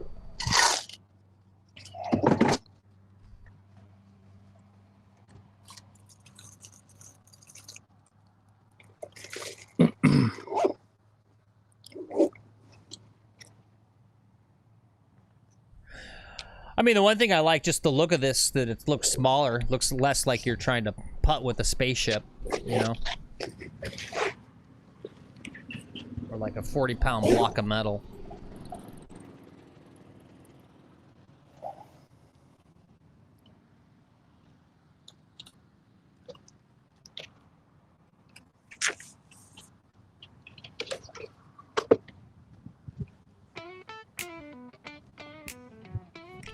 All right, Lex, focus up. All right. Don't quit trying to crush the tee shots. Oh, I'm gonna really try to crush this one. No, don't. That's your problem. Chasing dreams across the sky. Swing it to the groove, take it to the hole. Feel the fairway calling deep in your soul. For 18 holes, you gotta keep the vibe. Smooth hits like the Jackson 5, like the Jackson 5. Par or birdie, I'm feeling fresh in the bunker, but I don't stress. Line it up and aim just Center of the fairway. Yep. See, don't you like that, having your body sequence up so nice? Doesn't that feel nice? Yeah, but I swung for it. I really tried to give it a good go. Yeah. I just kept the backswing a little smaller. Yeah. It's good. A little slower. I was a little slower on the backswing, right? My tempo. Yeah, tempo. like the Jackson 5. The club's my mic, the stage is wide. The fairway rolls like a velvet ride. With every swing, hear the music hum on this green stage. I feel like I've won the 18th. Hey, there's some breaking news for you guys. Grammy Award-winning star Taylor Swift just got engaged to NFL star Travis Kelce. Isn't that cool? Yeah. Oh, congratulations! Yeah, it just came through. Yeah, there you go. It's all over the internet. Taylor Swift and Travis Kelce have announced their engagement. Cool. Yeah. No, that's so cute. I didn't, yeah.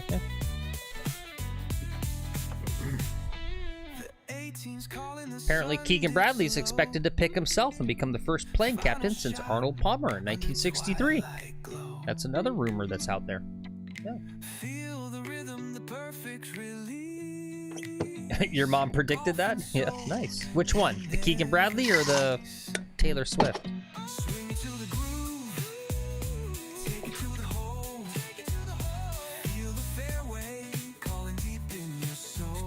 Good for him, dude. That guy just hit the freaking money jackpot. I don't know. Yeah, he did. Would you... Right? Like, you're an NFL guy. You can get like a, I presume, like a super hot wife. Right? That's the trade-off. Taylor Swift and all her money, or another super hot girl who doesn't have money.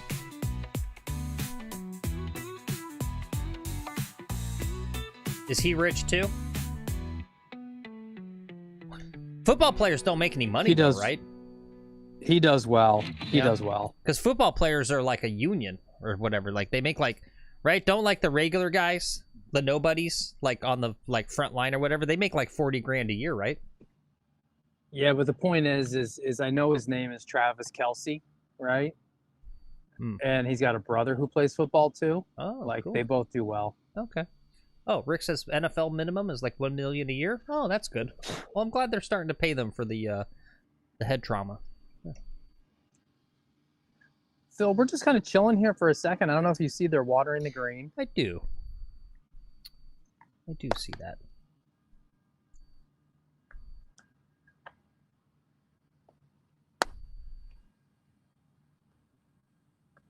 All right. I've got 102 yards. Rick says this isn't the 1960s, Phil. I don't know. I don't know anything about football. Too violent. Right? Like, they just had one like a couple months ago. Right? Wasn't there one I saw on Twitter? There was one like just a couple months ago where the guy was like literally, right? Like, spinal columns broken. He was like tweaking out on the golf course, right? And just like, holy fuck, a guy just died.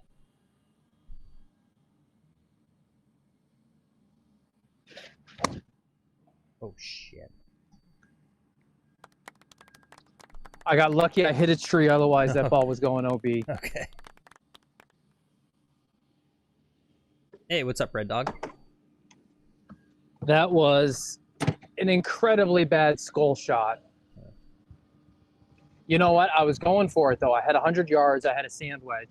And I was like, you got to actually get up on this one a little bit. Now you got to swing smooth. Swing smooth.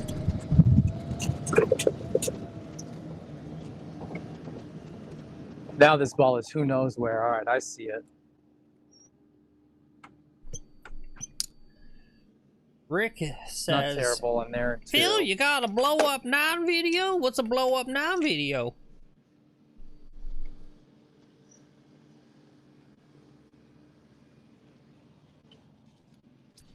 Are you saying this is the video now?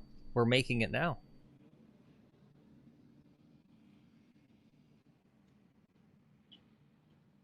Hey, don't blame me, Barry. You guys should know this. Barry's not happy that you went early today, Lex.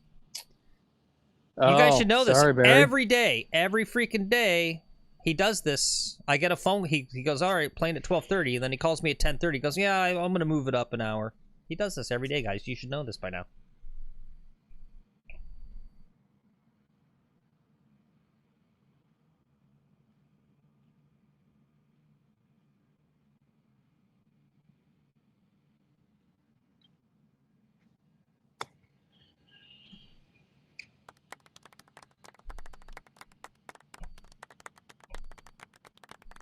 All right, it's on the green.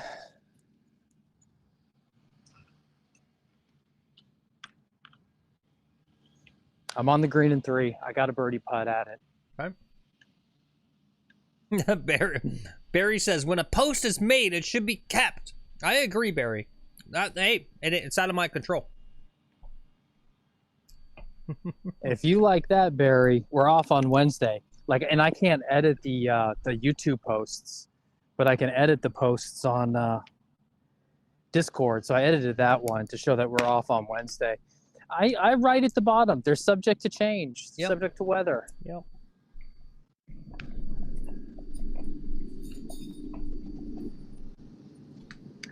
It's subject to other members and T-sheet. Do you want to wait on like foursomes constantly? Or do you want to, we had a great pace of play here today.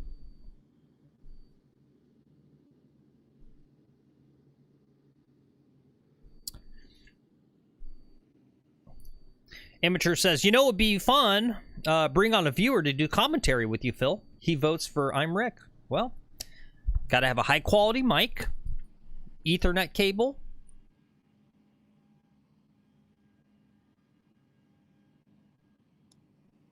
Not enough break.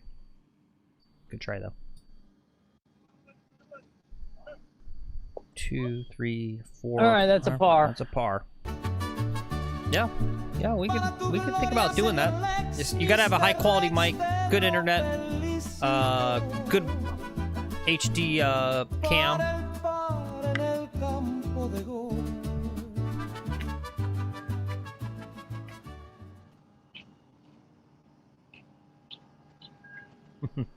Low Golfy says, I can have that Blow Up 9 song done before the implosion is over. Yeah.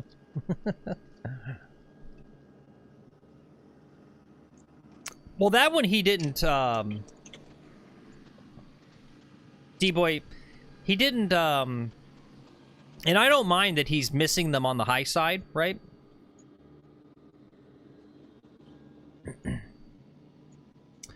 Speedy says, looks like he's cutting across the putts, kind of slicing them. Okay. Yeah.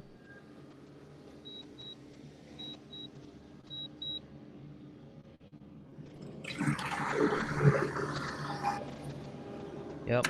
It's putting, right? Putting is, it's satisfying when you're doing it well, but, you know, practicing it to get good, I mean, even I admit, it's a bore and it's a chore. It's a bore and a chore. Like, I was kind of, like, not happy yesterday. Right? And, like, I'm doing, like, ultra focus. And so I was like, okay, something's going on. And then I realized what it was, is that I was looking up right as I putt, right? So, like, I think it's about focus when you're putting. I think, you know, heads up putting, if it's a full focus on one thing, and that's why it can work. And it's same thing here, right? And so, like, I had to sit there, and the rest of my practice, about halfway through, all I was doing was working on working on some stuff with putting, but also focusing on keeping my head down, right? So I putt and keep it, and then I'll look, right? It's annoying, right? Because the inside, you're fighting your instinct. You want to see where the puck goes. It's like not fun.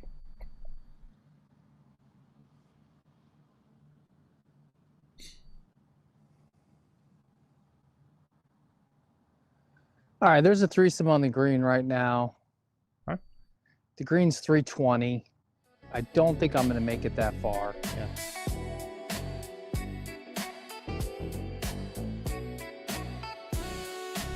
You do heads up putting, Rick? Yeah. Yep. Yep. It's the new thing. I do heads up putting. Yep. Barry says, Lex, you would have made that putt if you had started the stream at the correct time. Yeah. Could be Barry, because you know what I got to start paying attention to is where the sun is. This is one of these things I learned watching Just Swing It. The grass will follow the sun throughout the day, so the grain will like follow the sun. And so you got to pay attention to like where the green is in relation to where the sun is, and that'll help you determine some of those breaks and speeds.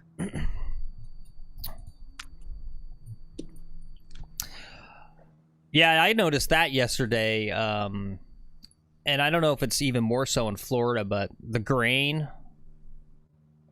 like especially right with uphill, downhill,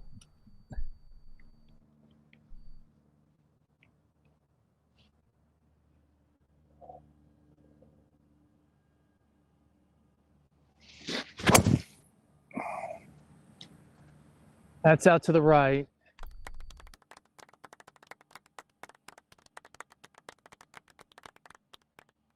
All right, we're gonna have to try to find that one. That one's gonna be deep into some rough. Yep. Yo, what's up, Hazel? Good to see you. Walk up! What's up, Hazel? I caught a little of that like 4-man scramble or 6-man. You had like 80 people. You had like 400. You had like 800. You had like 1,000 people on your stream in a crazy scramble the other day, Hazel. That was fun stuff. But yeah, walk up, guys. Congratulations, Yeah, Hazel. now that we're at 1:30 in the afternoon, we could do walk up afternoon. Yeah, we need some walk up. Yeah, give us a walk up. Fuck you. Guys. No. Hey, which one of you walked up? Bro, No, which one of you walked up? You fucking walk up? No. Walk up! Walk up! Yeah. Hey. No, fuck this. Hey, you wanna fucking be cool? He also doesn't have his shirt tucked in. Just saying. Walk up! Who? The walk up guy. Oh yeah. Just saying. Whoops. Just saying. Okay. So instead of being back where I have a nice, good shot, this forward put me into my bailout to the right is no longer a bailout. That's interesting to know. I would literally chip a 4-iron is what I would do. Yeah, I'm chipping a 7-iron, Phil. Yeah. Oh, nice. Hazel says new driver is supposed to be coming today. Nice. Did you crack yours?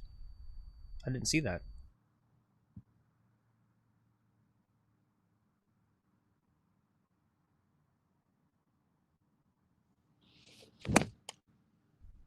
Did I just hit the tree trunk? No. On the green. Hey, nice job. Nice job. Almost on the green, just on the fringe. Yeah. And it did hit the tree trunk, Phil. Oh, you know what? Hey, just a heads up, the drone's still going right now. Transmitting? Yeah. Oh. Yeah. I mean, data's It actually shouldn't be good. affecting the data on this phone. Yeah.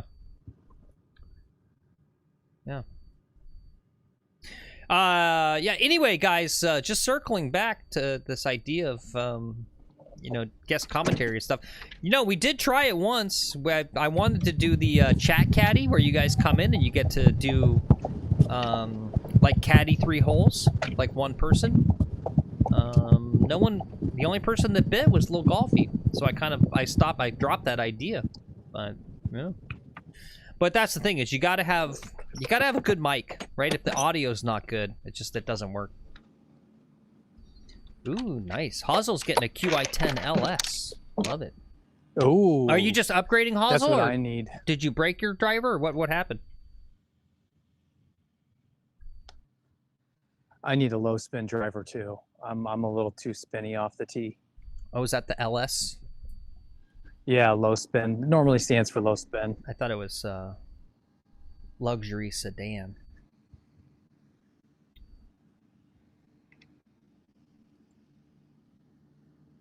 Yeah, it's a good looking driver.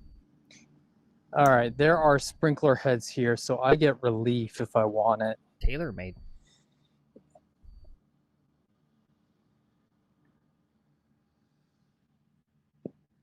Oh.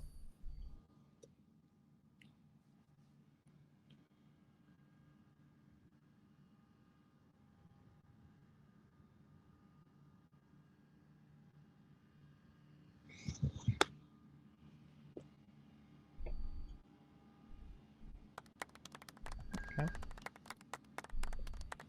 Dreadful. Yep. Awful. Absolutely dreadful. Awful. Just awful.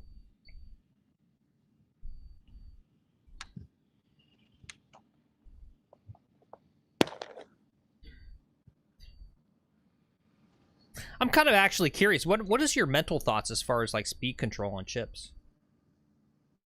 I pick a spot to land it, and that's about it. Okay, interesting. You don't. This one. You don't take a practice swing and feel it in your arms. Huh. I don't know, man. My chipping is just it's all over the boards right now. It's not very great. I don't know what to tell you. Yeah. No, I'm just curious. It's interesting. And you asking these questions just erodes my confidence even more. I don't mean to. Problem. No, I don't mean to. It's just that's like what I do is I swing my arms and I kind of like, and then I just like kind of feel it. It's just like pure instinct or whatever. I don't know for the distance. I've never thought about landing spots. I don't know. I don't take a lot of practice swings, Phil. Yeah.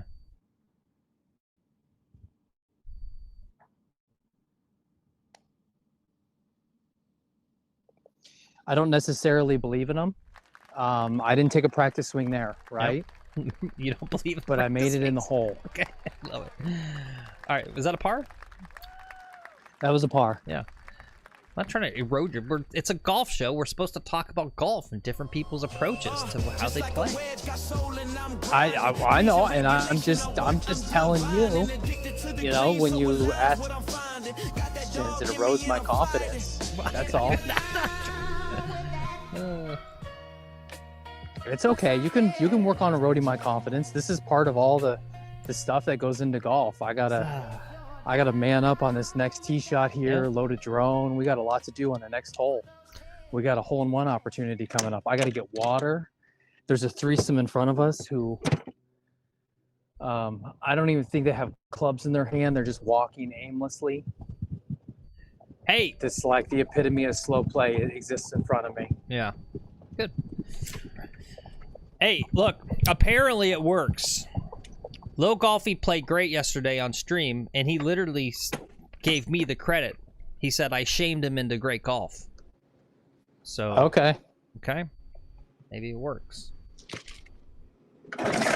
There you go. D-Boy says that's what big brothers is that what are I've for. done to you, Phil? Mm-hmm.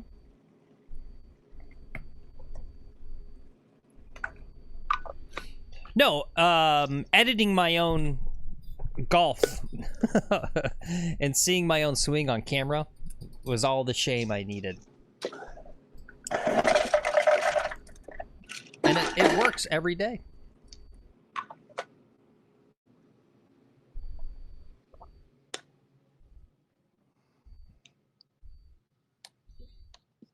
What's up, East Coast? Good to see you.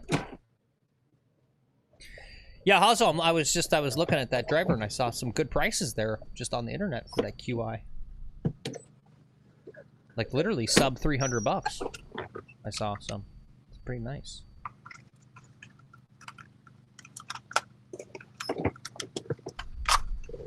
Hey, once again, guys, I've told the story before, but back in like freshman year of high school, I used to be a bit of a fat boy, and then a girl that I had a very, very, very minor crush on just approached me one day and said she wanted to tell me something, and she said I had a fat ass, and it worked. She bullied me, and I literally started exercising and running the next day, and stopped being a fat boy. It works. Dude, maybe she just wanted to munch on that thing. You don't know. No. It was definitely done in a mean spirit. Definitely mean spirit. Kids are mean.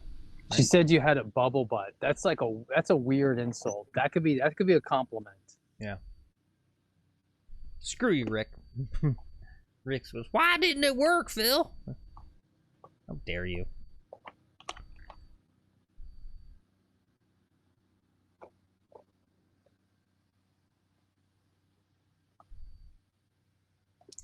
Yeah, Lex, East Coast is Rick, here. how do you think going from the red tees is going so far? Yeah. Yeah. Lex, East Coast is in chat now, and he says he had a real breakthrough. Love to see it. On the driver, no less. Also says Phil's got Have a you dump discovered truck. ground forces? Yeah, yep. Gotta work on those ground forces.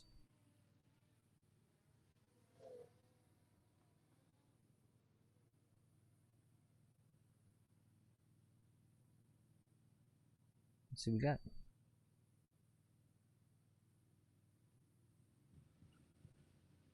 You got some crazy shaft leaned on setup though, East Coast. Look at the so you see the shaft lean? So what I want you to work on, right, and that's good that you've got this down the line shot. You want to have those hands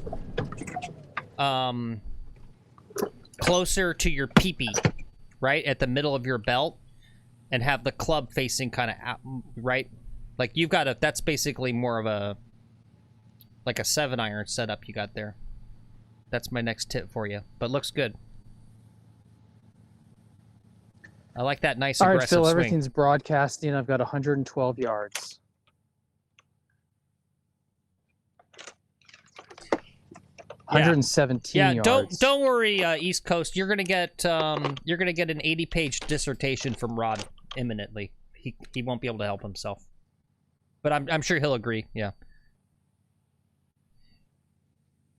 But yeah, starting with that, if once you get that some of that setup right, like this was something my golf coach really, yelled at me about. Right, is posture, setup, grip. Right, the fundamentals aren't fun, but like once you do them, right, it's the best way to get better quicker.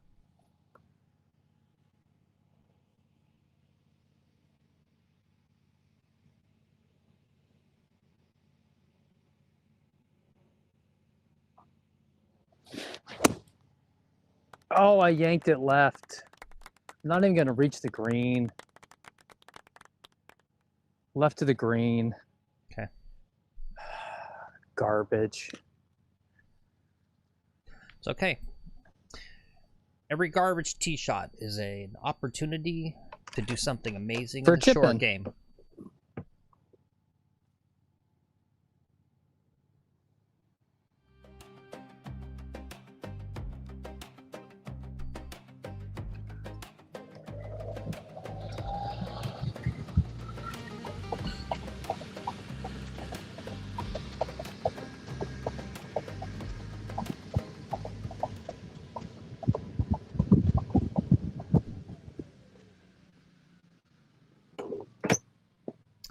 There you go.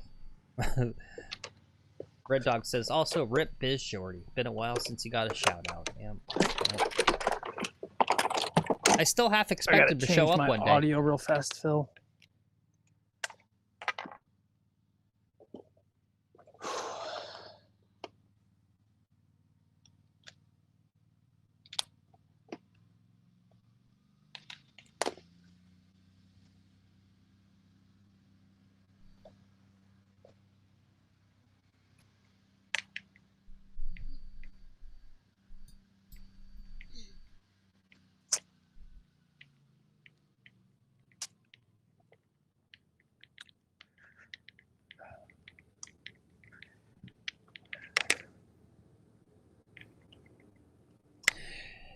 Yeah, I know you said garbage shot, but from that distance, this is within dispersion range for a low handicapper. Really, it's not that bad.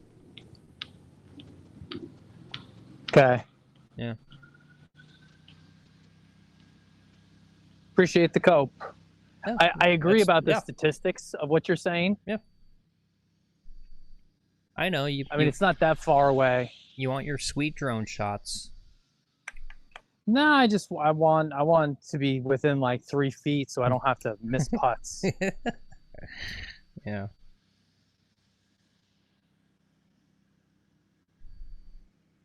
Right? Watch how Scotty Scheffler plays. What does he do? He hits it to 3 feet. He makes a putt.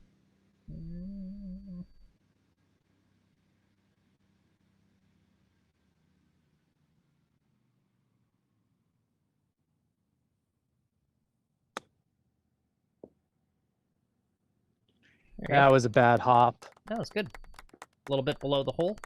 Take some of the breakout. Give yourself a more or less an uphill putt. That, well, without the hop, that could have been in. So it was a pretty good chip. Pretty good.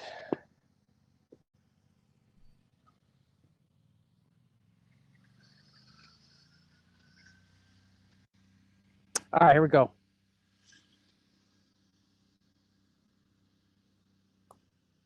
There you go.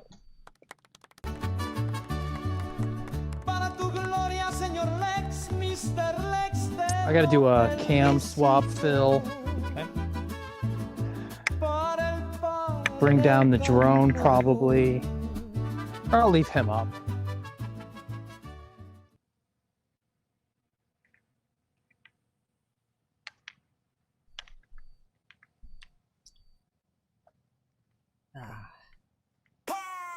So you know it's time to party. Pardon my swagger, but I parked it on the green. Partial to precisions while my part game mean. Paraded my putter with particular care. Part of the plan, put in the work so it's fair. Par for the whole. Yeah, there you go. Thank you, Speedy. I've been lazy too. I've not been putting pairs in chat. Let's get some pairs in chat, guys.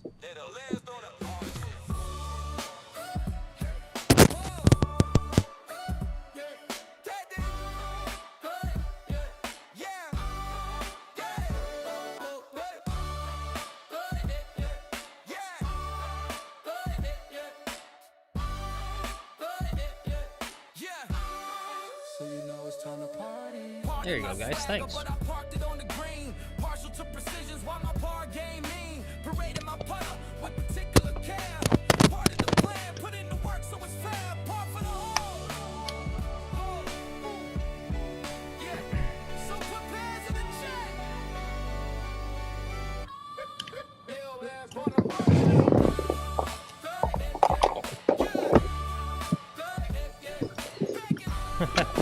What's up, Jay Lee? He says, new to the channel. Is this an on-course live lesson? It can be if you want.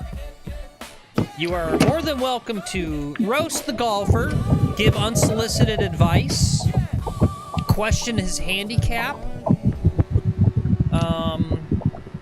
Yeah, I'll give you a lesson. Yeah. I'm gonna give you a lesson in how to drive it, how to birdie a par 5. That's the lesson today, is how to birdie a par 5. Okay. Right now, I've got to reposition my aerial support. Yeah. You could cut to the aerial support if you want.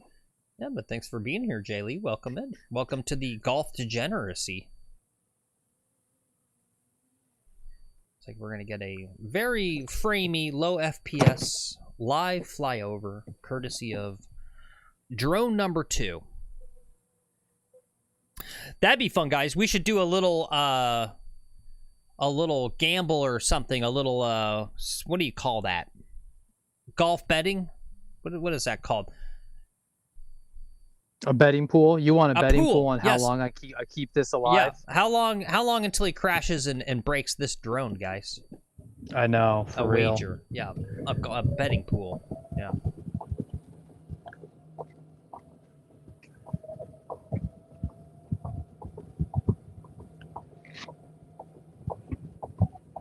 Keith says 3 days. Oh, geez, Louise. Well, you know, we are headed back to the other course, the East course, in a few days. That's where the first drone the scene of the crime. Tragically went down. So, Jay Lee, let me tell you where we're playing. We're playing East Point Country Club in South Florida. My name's Lex. I'm a 4 handicap. My clubs are mostly ping. All the bozos in the chat are pretty cool guys. I'm talking about you guys. You guys bozo. Rick. Today we're doing a show for a chatter for Rick. He's got terminal internet disease.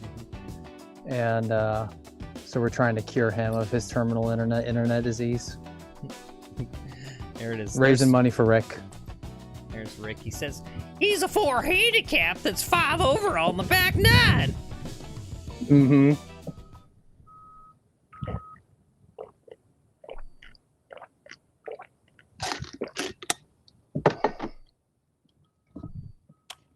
All right, let's try to spy a little bit on some golfers here if you want. Yeah. Yeah, get it close. Let's see. Oh, yeah. Hey, baby.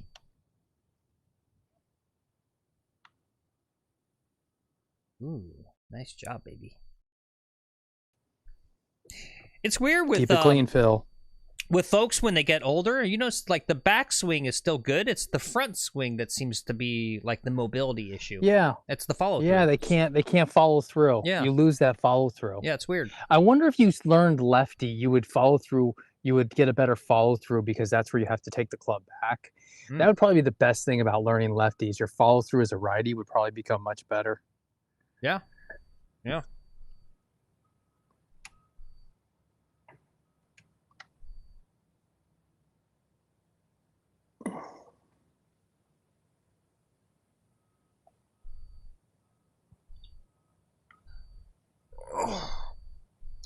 Can I say something real about that, guys?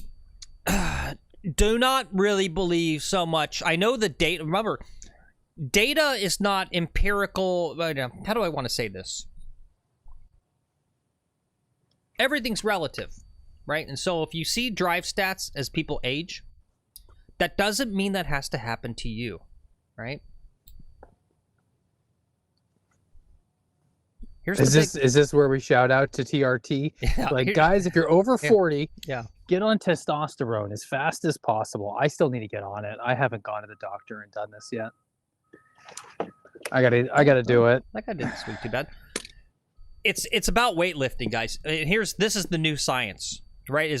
Basically, unfortunately, what they've been telling people who age is to do low impact workout, right? Like that thing where you see the ladies in the swimming pool with like the gallon jugs. Big mistake, right? Your cells literally will respond to what you tell them, and so you literally, as you get older, it becomes actually more important to do high impact workouts and lift weights, right? If you want to keep your mobility, you want to keep going as long as you can, you have to tell your cells that I'm not ready to die yet. That's literally, right? When you start doing low impact, you start just kind of becoming more sedentary, and you don't actually pressure your body like that, you're telling your body that you're ready to die. So that's my big tip for you, right? You do not have to lose massive amounts of distance in your golf swing as you get older. Yeah, you just kind of, you need to, keep running, keep lifting weights. Swinging the club hard, guys. Yep. Swing the club hard. And obviously, try not to drink. Alcohol, just even small amounts of alcohol, not good. Yep.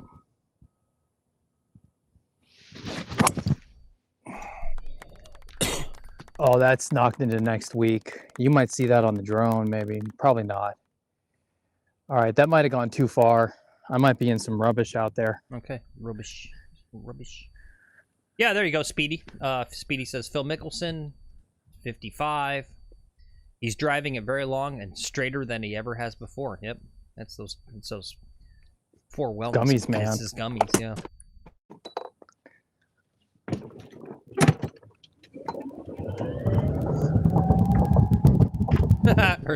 Rick says, I heard something about drinking small amounts of alcohol. I'd just say small amounts each hole. Yeah, there you go. There you go. Yeah, there you go, Rod. Old man power, too. Yep, absolutely.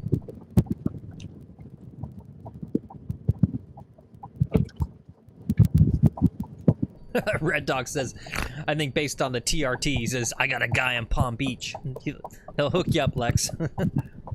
meet you behind behind a Circle K. Meet up with this TRT guy. Oh man, this sucks. I went too far.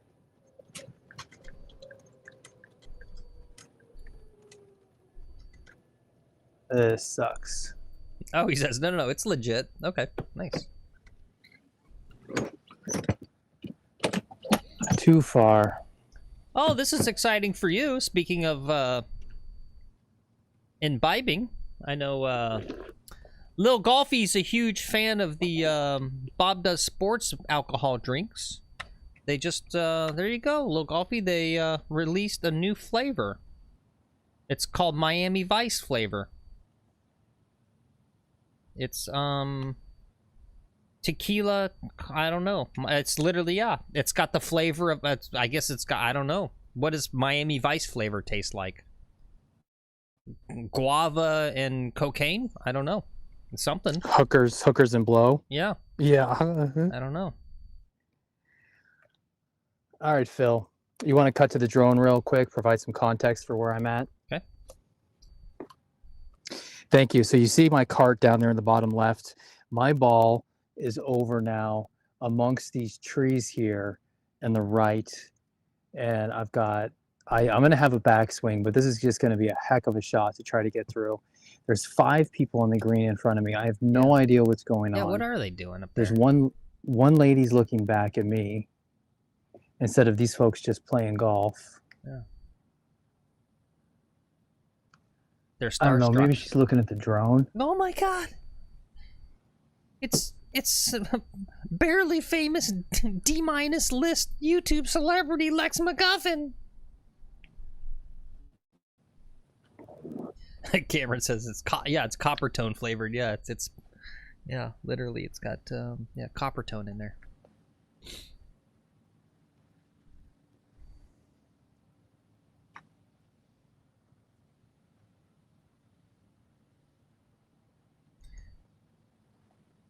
See, I'm a team these player. 3 in front of me, I'm helping promote. they define slow golf. Yeah, I'm helping promote Bob Does Sports' alcohol stuff.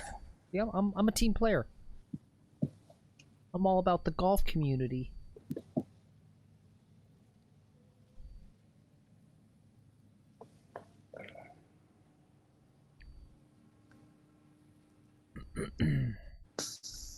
Never been to Miami. I have a feeling Miami's actually probably a shithole. I'm just guessing. That's correct, Phil. It is. Is it? Yeah. I'm guessing. I personally would definitely not like it at a personal level. Definitely does not seem like my scene.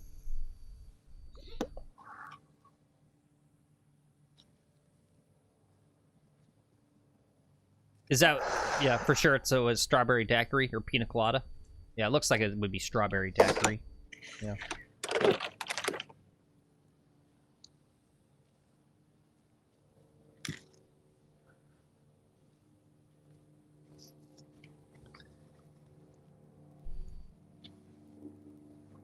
My backswing is not hindered, just my follow through.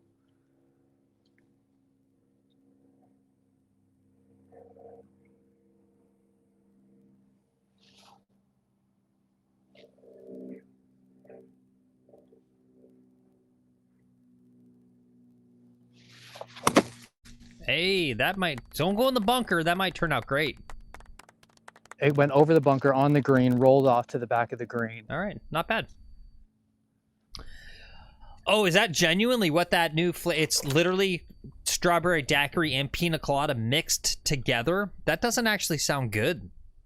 Those are 2 separate things.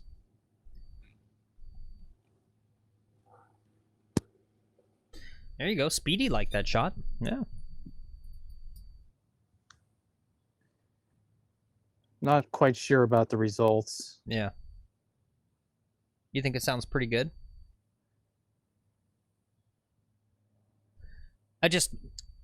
Pineapple's tart and strawberry's tart. It's 2 tarts together, right? Like that's why pina colada, right? It's the tart of pineapple, and then it gets balanced with the creamy of the colada.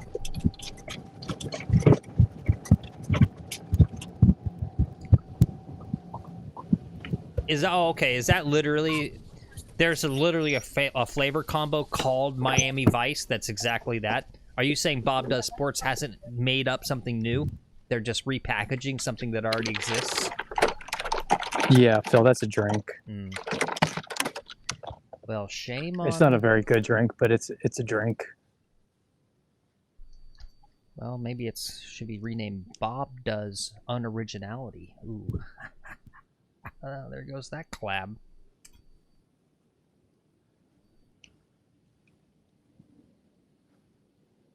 All right, I'm not going to be able to position you here. I'm going to show you. This is where I'm at. I got some work.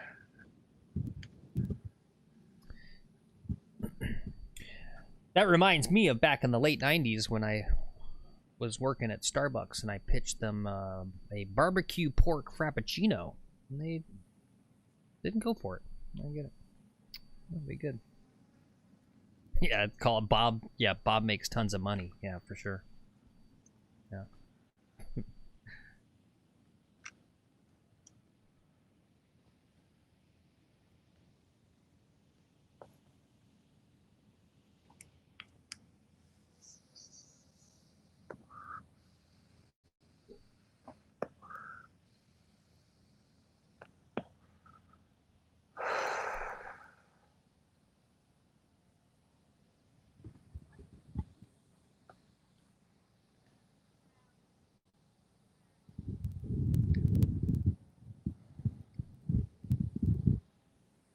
See, I would do, if I was them, I'd do a mango colada, right? If you did a pina colada, so pineapple, coconut, and then add mango.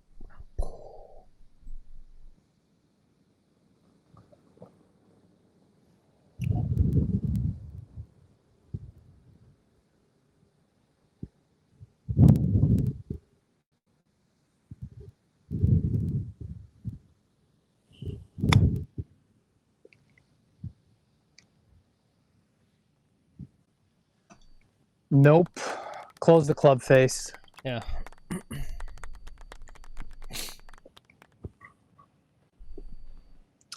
But I'm hearing 3. I've got another birdie putt.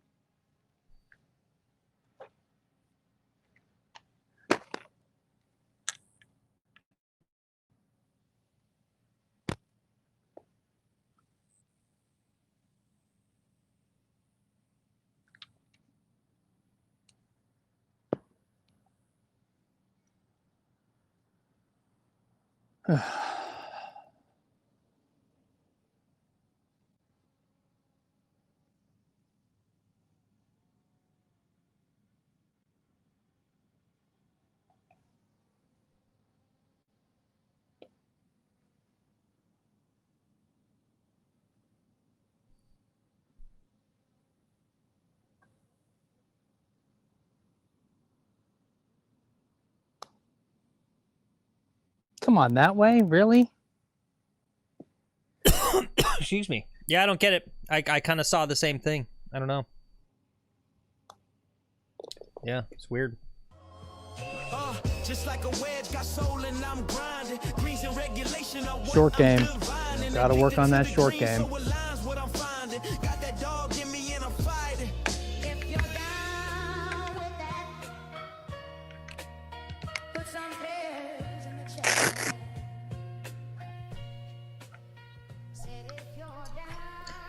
There you go. That's what I'm talking about. Golf Wrenching says he's 20 days off alcohol and back in the gym, waiting to hear back from the doctor about some TRT. Can't wait. Yep. Awesome. I'm right there with you. Yeah, honestly, yep. I'm one of those guys now. That's yeah. Go do that. Yeah. Look at that. He lost to me in golf, and he's like, "Oh my God, I got to turn my life around."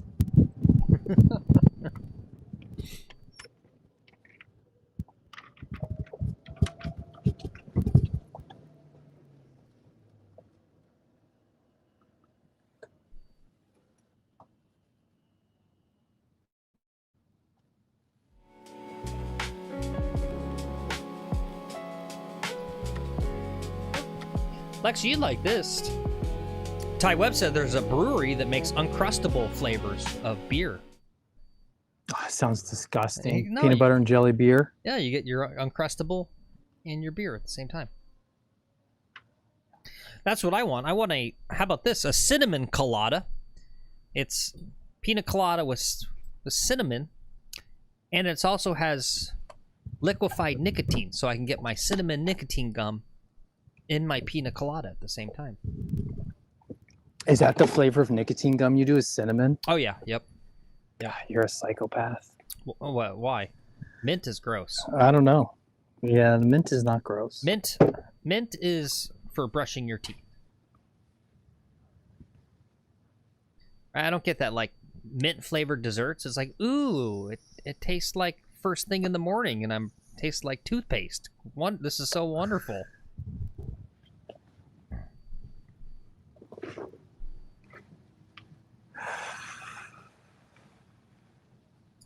D-Boy says it's big red, but nicotine. Yeah. Yeah, I don't know. Nicotine's good. The fruit flavor, the Nicorette fruit flavor is not too bad. That kind of throws me off, though. Like, I don't know. Cinnamon and, like, nicotine seems to make sense to me, right? Yeah. I don't know. Pepper yup. Both just kind of pepper yup. Yeah.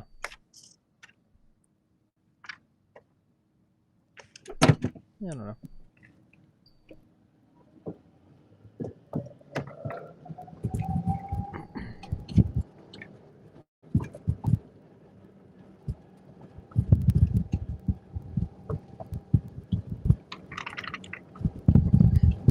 What's up, DMC? Says mint and Moscow Mule drink. Just rocks. Moscow Mule. Let's see, what is that?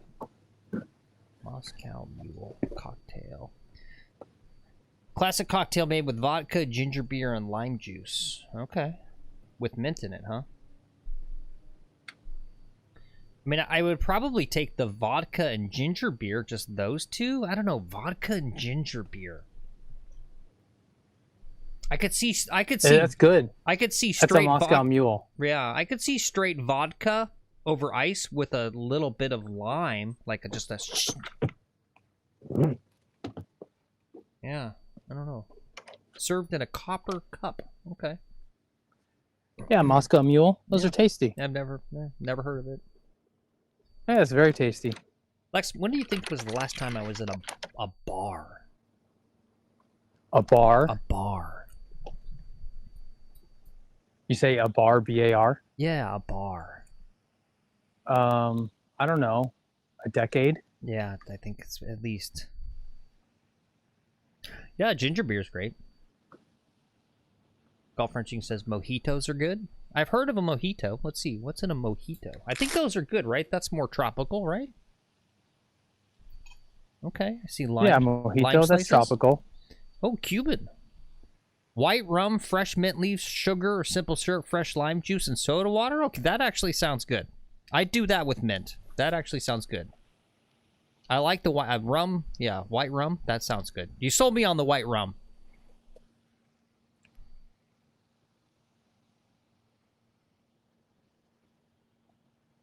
All right, I'm going easy pitching here. Don't pull it left. Go easy.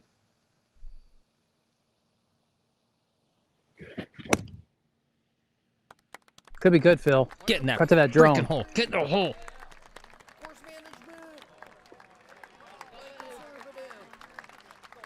All right. Yep. You're pin high. You guys can't see it. The ball is right there.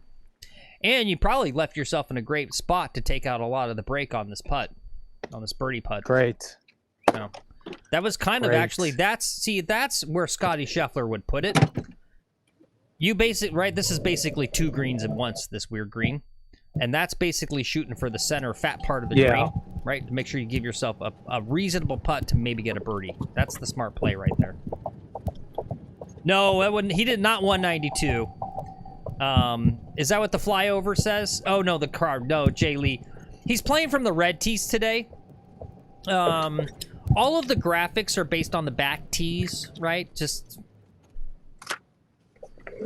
Right, like, how do I load up all the assets to have, like, literally all these assets, like, quadruply done for all the different tee boxes? Well, you don't need to say how. You can just say it's a technical impossibility to change that for every show. We do. Yeah.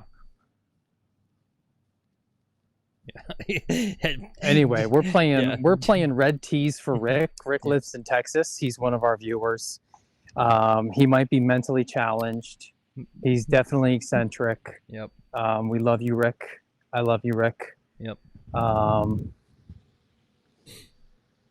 We don't know what's wrong with him, but we're gonna get to the bottom of it. Mm-hmm. Every birdie I made today, I'm donating $100 to research to find out how we can help Rick.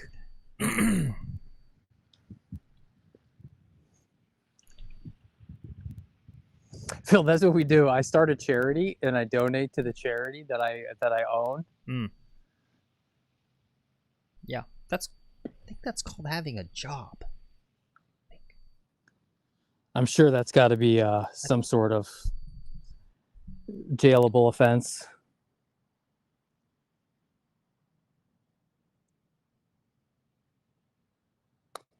Oh, that's gonna go in. No, wow, not enough break. Wow, God, look at I'm shocked. There's that much break there. Even I didn't see that. Crazy.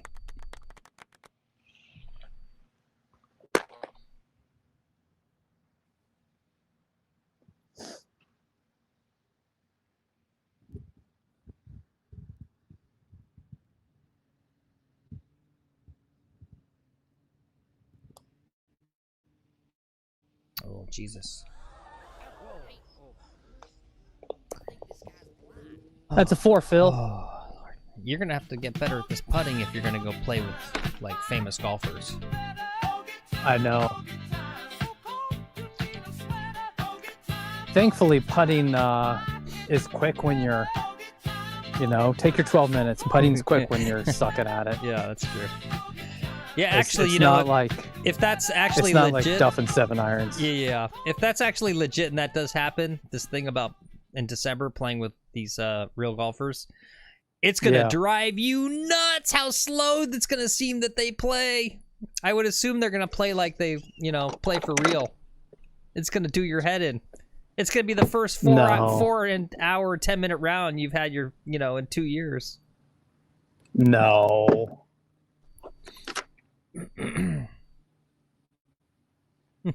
Nah, because they're good golfers. Good golfers, when they play, they expect, and the reason you go to private clubs is so you can play in just a couple of minutes. All right.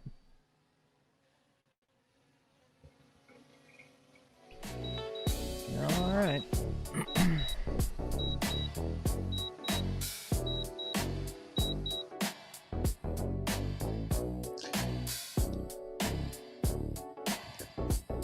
Besides, I wouldn't mind, a little more time hanging out anyway, right? You're hanging out. Yeah. I'm just curious if lunch is involved, right? Yeah. That's all you care about. That's always my thing when I go to other private clubs. Yeah. Is the lunch at the higher end places is just, it's better than the golf. Honestly, it's a lot of times it's better than the golf.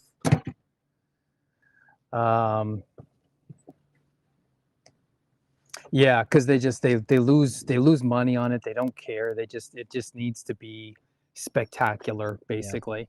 And it just doesn't matter the cost of the ingredients, the loss of the restaurant.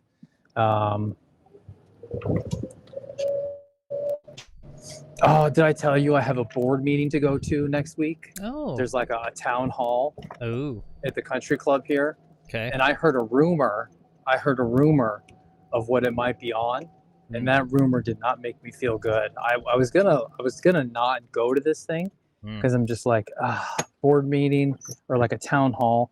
I don't want to go to a town hall and listen to people like complain about the conditions of the golf course or, something like this, and just hear people complain about stuff. Like, I don't got time for that. Yeah, you have to tell me post show. I'm curious. Yeah, what it is. Yeah. I'm scared. I'll tell you, it starts with an ass. Oh, yeah, of course it does.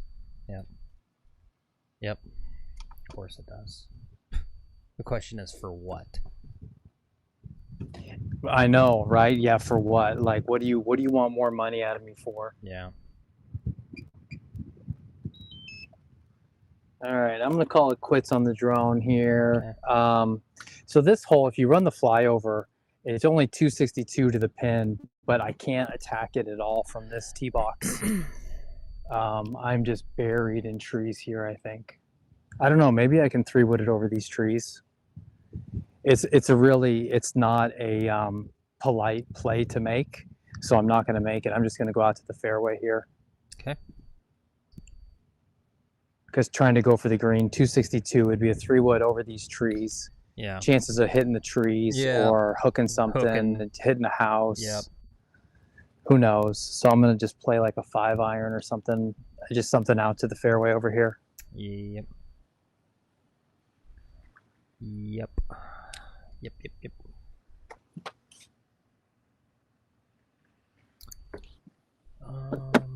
Open it before.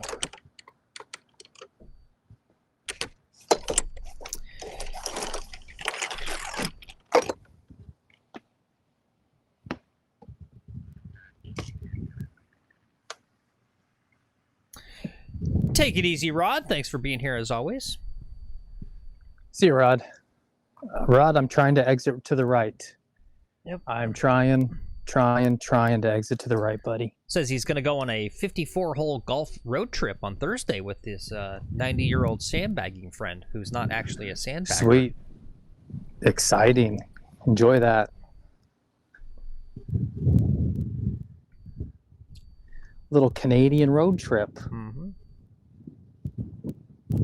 All right, 5 iron. We're going right over the bunker. We're going to hug the tree line. It'll fan out to the right.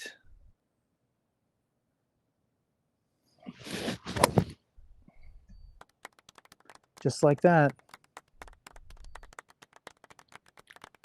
In the fairway. Nice.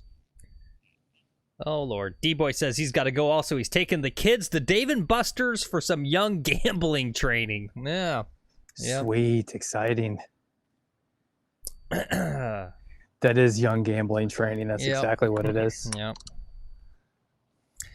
Show them the video of where you climb up on the basketball one, right? Where you get the tickets, and then you just put your hand up there, and you just hand toggle the little switcher that says you made a basket, so that you can spit out 50,000 tickets, so you get the biggest prize.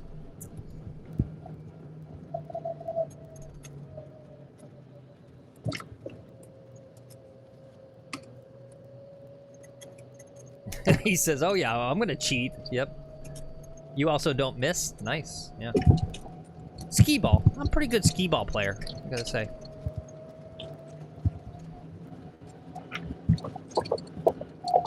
Oh, here is while you're driving to your ball here. So last night, I get done with some editing at midnight, and there's something about editing, like, hurts your brain, kind of makes you manic. Like, I need to, like, decompress or whatever. So I like to go and walk out in the neighborhood, right? Like, go walk, just a short walk. And so I'm going out my back in the screen room to go take a quick walk at midnight. And right as I'm about to open the screen door in the screen room, I hear this really loud rushing water. Where there's no water, right? Like, what's rushing water? And so I pause. And it's like loud rushing water. Like, weird. And then all of a sudden, that ends, right? It's like rushing water stops. Then I hear this one.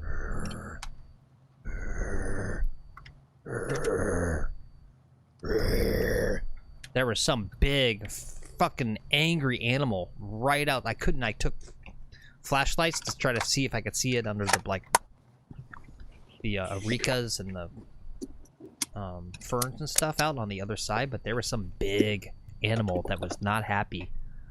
Literally, what was it doing? Pissing, you think? Yeah, I would assume it was urinating. I mean, what else could it have been? But it was, like, loud. Yeah. And so it's maybe a male raccoon, probably, but it was, like, not happy. I'm thinking maybe a cat, like a lynx or something. There was something big out there last night. Literally, I didn't even dare go out the screen room. It, like, stopped me from taking my walk. Oh, your raccoons are back, buddy. Yeah, I think so.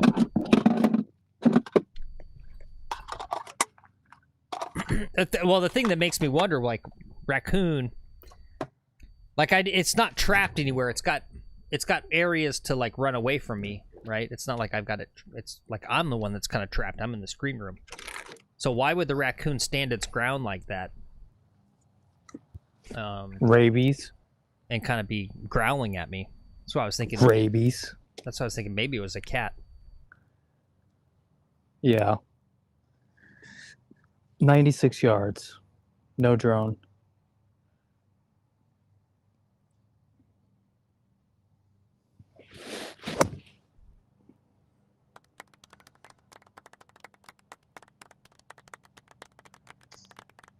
All right, that's pretty good. All right, he likes it. Pretty good. You can tell when he likes it, when he holds the pose. I can only imagine. Golf Wrenching says, try being in the woods with only a flashlight and seeing a 300-pound wild hog in the dark.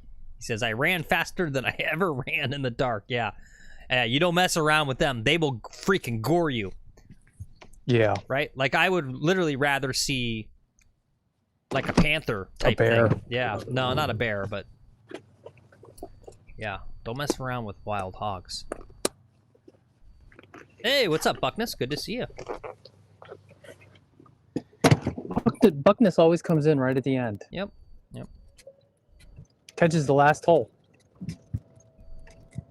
Well, we got a birdie opportunity coming up here.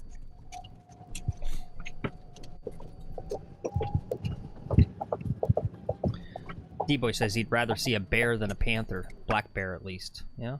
Yeah. I don't know. A bear, you can hit it in the anus, right? You can, get it in the butthole, and that'll get it to same thing with a cat. Cat's harder to get to. But you remember that whole discussion on one of those lives we had about that? Yep, I remember that. That was a good live. Yeah, that was a good one. What's up, Zippy? Zippy's back. She says, amazing, you're still playing. Well, what the hell did I walk into? There was a funny viral video a few months ago, Zippy, where one dog was attacking another dog in, like, Britain. And this kid walks up, and he must have, like, known that this is what you do. But he walked up, like, and there was like 4 or 5 people there, all, discombobulated, trying to get the one dog off, like not doing a good job. You know how people are with these fights, like they don't know what they're doing. And this person kind of walks in out of frame, just like a freaking boss. And he takes his finger and he goes right up to the dog that's attacking, and he jammed it right up inside his rectum. And that made the dog obviously like freak out and let go of the dog it was attacking. It worked. Like, that's how you get a dog to stop attacking another dog, is you take your index finger and you jam it up their butt, apparently. Yeah, it was a funny video. I think it works for just about every mammal, actually. yeah. For just about most mammals, honestly. Yeah.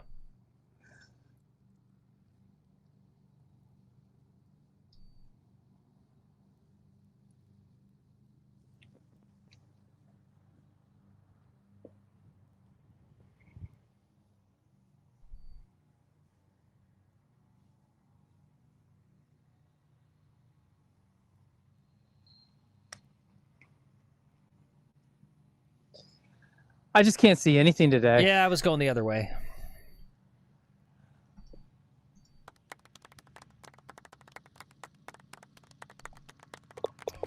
Okay. Still parked. Yep. Yep, East Coast remembers that video. Yep. Yeah, he came out of nowhere. He like literally came out of frame and he plugged that doggo like he'd been waiting for that moment his whole life. Yeah, seriously. Yeah. He literally saved the small dog. He's a hero. Yeah. He is a hero.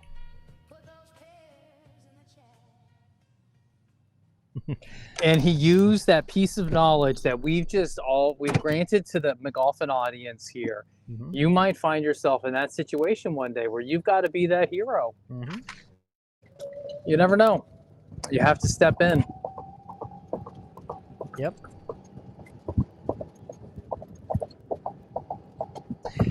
Yep. Yeah, related to the weird animal, last night, the other thing yesterday, too, is always kind of a trip, at least for me growing up on the West Coast. We don't kind of have this stuff. I don't know if it's entirely a Florida thing. I definitely feel like it's an East Coast thing, but driving back from the golf course yesterday in my neighborhood, and there was like 4 chickens just right on the side of the road. Just chickens walking around the neighborhood. Just chickens. If you ever go to Key West, there's chickens everywhere there. They're like a protected animal. And so like the locals can't eat them anymore. And so they're just everywhere. What? It's a chicken. And they have like chickens everywhere in Key West. It's just like one of those things. Just real. Okay, yeah, Zippy says, yeah, I love the chickens. They're all over Miami. You really can't eat them? I mean, it's chicken. I'm sure some people do. But no, it's like the ones in Key West anyway are protected. Interesting.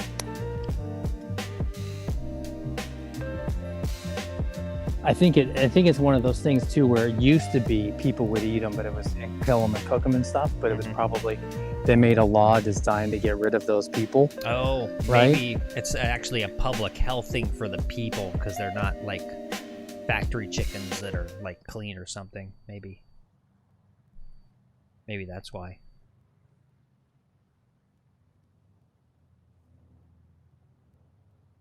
I don't know. It's as free range as it gets.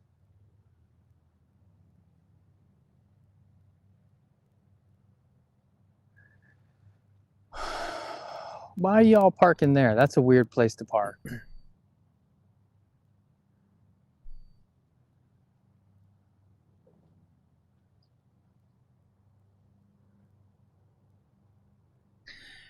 All right, so you're playing from the red tees. This makes this kind of a messed up shot. What are you hitting here? Hybrid? I'm hitting a 2 hybrid. Yeah. Okay. It is. It's not really. There's not a lot of benefit here. Yep. This even more stuff is OB probably. Yeah. I just got to carry it further down the fairway is all. See, that might go too long. Yeah. That could be OB. Oh no.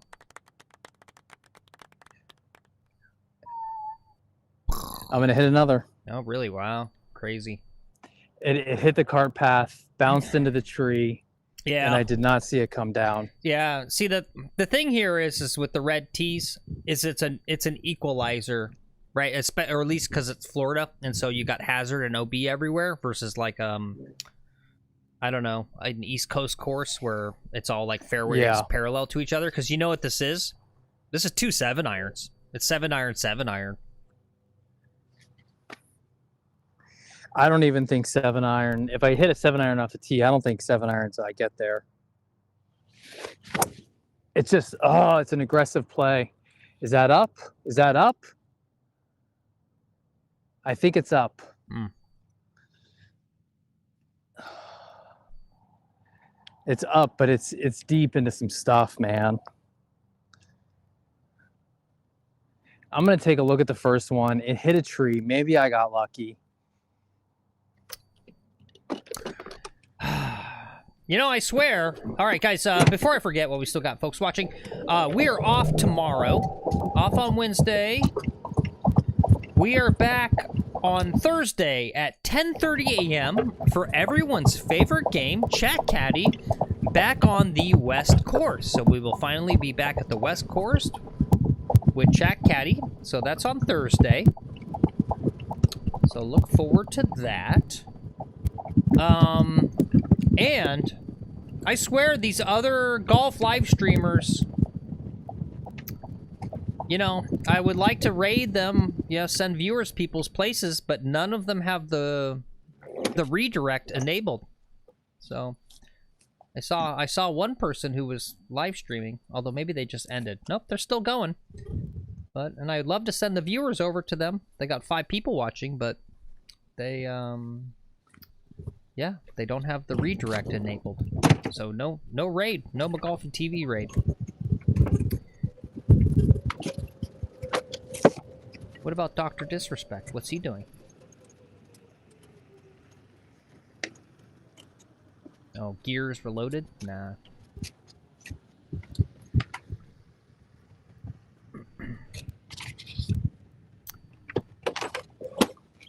Yeah.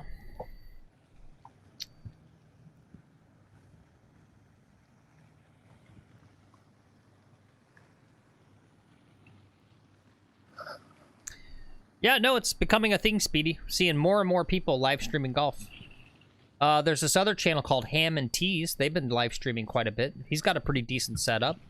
You got our friend Dave Martin. I haven't seen Dave go live in a bit, but he's got that cool, like, all-in-one setup where he's able to bring his computer on his push cart and actually have a scorecard and all that stuff. And he's got, he's even got shot tracers because he's got a Garmin launch monitor or whatever.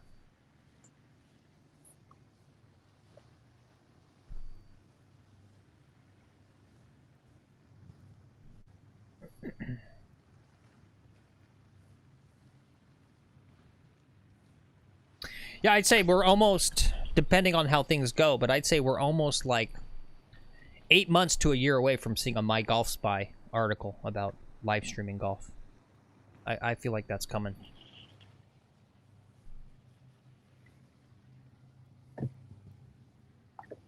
Maybe we should write the article for him, make it easy. Uh-huh. Yeah.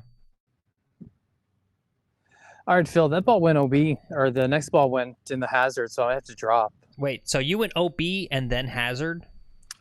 And then hazard. Oh my god. All right, 1, 2, 3, 4. So you're hitting 5.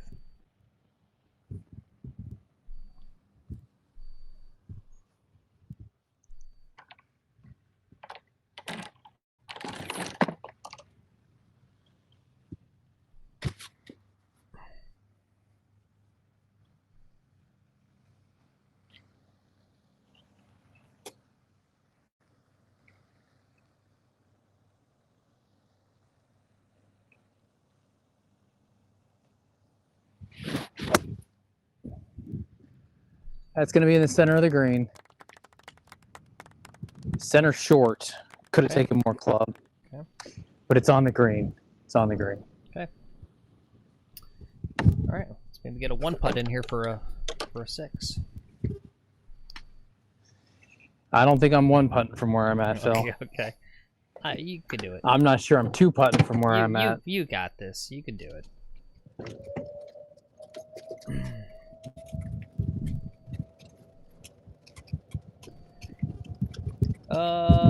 Yeah. Anyway, guys, thanks again for coming along today. Thanks to D-Boy for the $5 super chat. Thanks for all the likes today, guys. Thanks for coming along. It was a fun show. We had some good laughs, some great chats, good times, great oldies.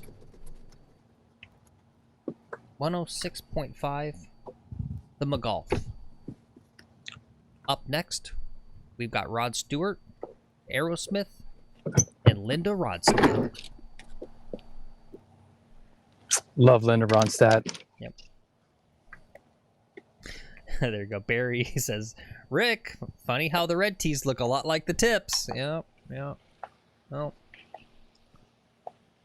See, you're not going to get Lex to do like 2 7-irons. That's the problem with this red tee business. And I literally put it in Discord right before we went live. I said it's going to goad him into try driving the green since he's going to get a bunch of OBs, and that's exactly what happened. Yeah. It's going to be good for his handicap though, right? Because of the course rating from these tees. This is actually going to like show up as like a 96. Yeah, it's going to be a pretty high score. It's not going to get used in my handicap. Oh, yeah, because it'll be the outlier, huh? Yeah. Yep. Yeah.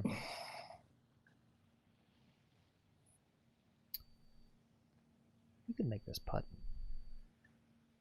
Whoa, Mamacita, this is big. You got this. Come on. Got this.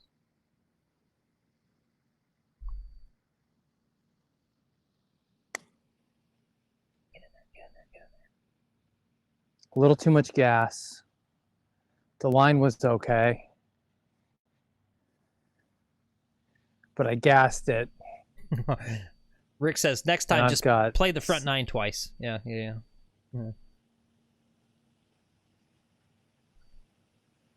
Play the front 9 twice? Okay. Yeah, well, you were 1 under on the front 9, so Yeah. Yeah. Well, you know what happens is it's just you got that fatigue that starts setting in out here at the 92-degree weather, man. Yep.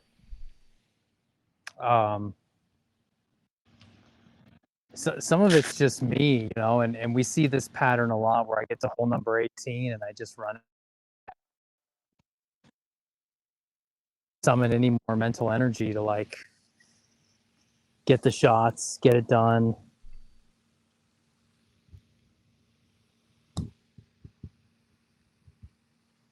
And just nothing falls. All right. All right, Phil, that's an 8. Something. Yep, it is an 8.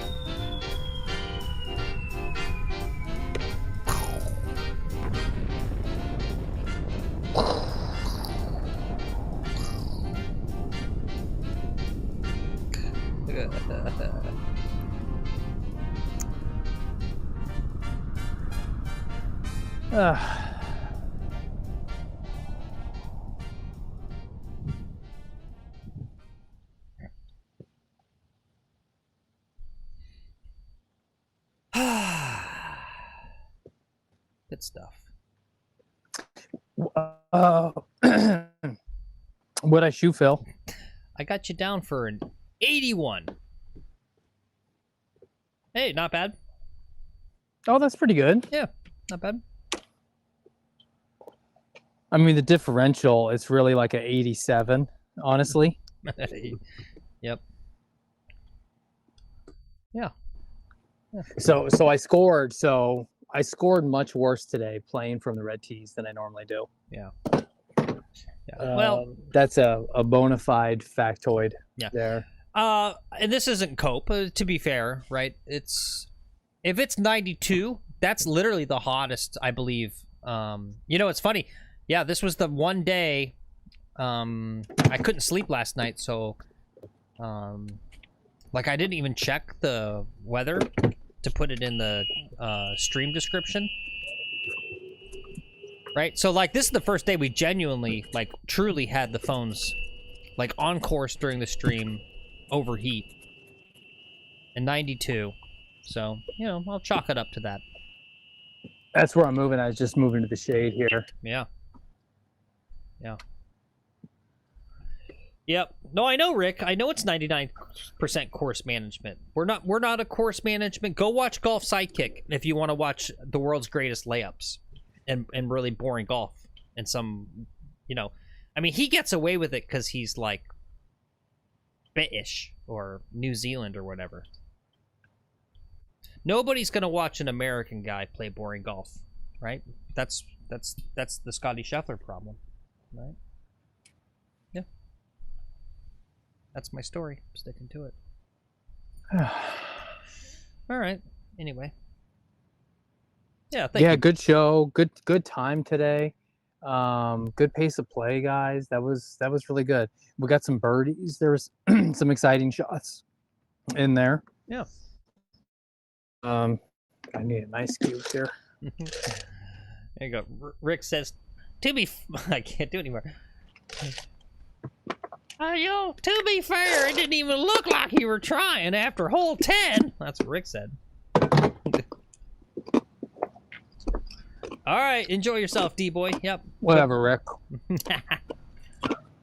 Zippy says, Sarah, I missed everything. Oh, yeah, you didn't miss too much. It was a good time. All right. Thank you, Buckness. He says, thanks for your hard work and dedication, guys. In the heat is tough. Yep. No, I'm so glad we're heading into. Thank you. Thank you, winter. everybody. Thanks for tuning in. Yeah. Yep. Phil, we had good data today, it looked like. Yeah, it was pretty good. Yep. Yeah, good. Yep. Pretty good. All right. Yeah. Well, that's the end of the show. Can you go raid someone? Go turn them over? Is anyone else still going? Do you not listen to my commentary? I just talked about that. No, I heard, but yeah, they're all done now. No. It's just they don't turn on. You got to enable it. You got to allow other channels to raid you, and they don't turn it on. Yeah, well, you could just post a link or something. You could post a link and say, "Go here and tell this person to allow." All right, fine. All right, I'll do that. You guys can go watch. You don't have to. Yeah. You don't have to. There you go. If you guys want to watch more live golf, it's about building the community. Yeah, there you go. You can go over to those folks. They're called the Basic Golfer. They've been live streaming a fair amount lately. Don't know much about them actually. They do it in portrait, so I can't watch. Sorry. All right, thanks. Golf French says y'all are the bestest. Thank you. Yep. Buckness says see you Thursday. Yeah, guys, Thursday, 10:30 a.m. Eastern time. Chat Caddy. It's gonna be a fun one. I'm excited. Yeah, and that tee time won't move up. That'll stay at 10:30. Yep. Okay. Cool. All right, guys. I don't think I have anything else.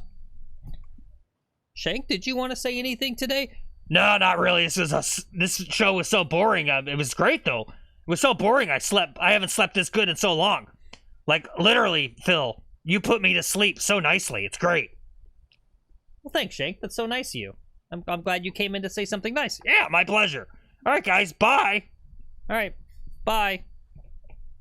Bye. There you go. He's got a little quick Shank there. Isn't that nice? All right, guys. We'll see you tomorrow.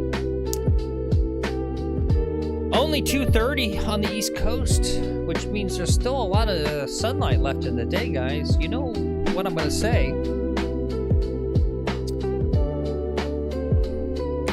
come practice your golf. What do I want you to practice today? Gosh, maybe driver, yeah. Maybe go get a bucket of balls and just put your own balls right up on the table. Just like that. Like Trip. And just go freaking pound just a whole bucket of drivers.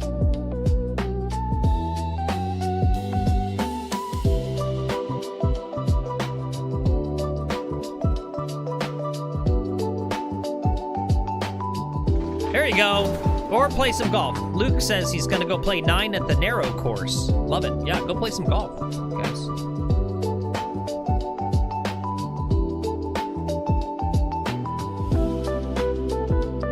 Yep, there you go, D-Boy. Hands higher, not as much. You know what it is, D-Boy? You got to do the thing where you put, you hold the club too close to your penis. Right? There's that little thing where you put your palm with the thumb out, and then that's where your hand should be out. I noticed that, like, when you have the club, I don't even know if you bend over too much, but I think your hands are too close to your crotches. They need to be a little farther out. Pretty sure I saw that. You can check with Ron, but I think I kind of noticed that. See that, guys? Yep, check out my new book. It's on Temu. Phil McGuffin's new golf training book, Shaming You into Better Golf. How bowling can get you to play your best round of golf. It's a new book. It's like Bob Rotella. Do you guys know Bob Rotella? So it's a new book I just wrote. Wrote it like over the last 2 days. It's just basically, I shame and bully you. And, yeah, it makes you play better golf. Brand new. It's cutting edge science, guys. Cutting edge science. So check that out. It's on Temu. I tried to get it on Amazon, but something about terms of service. They don't allow bullying. I don't, whatever.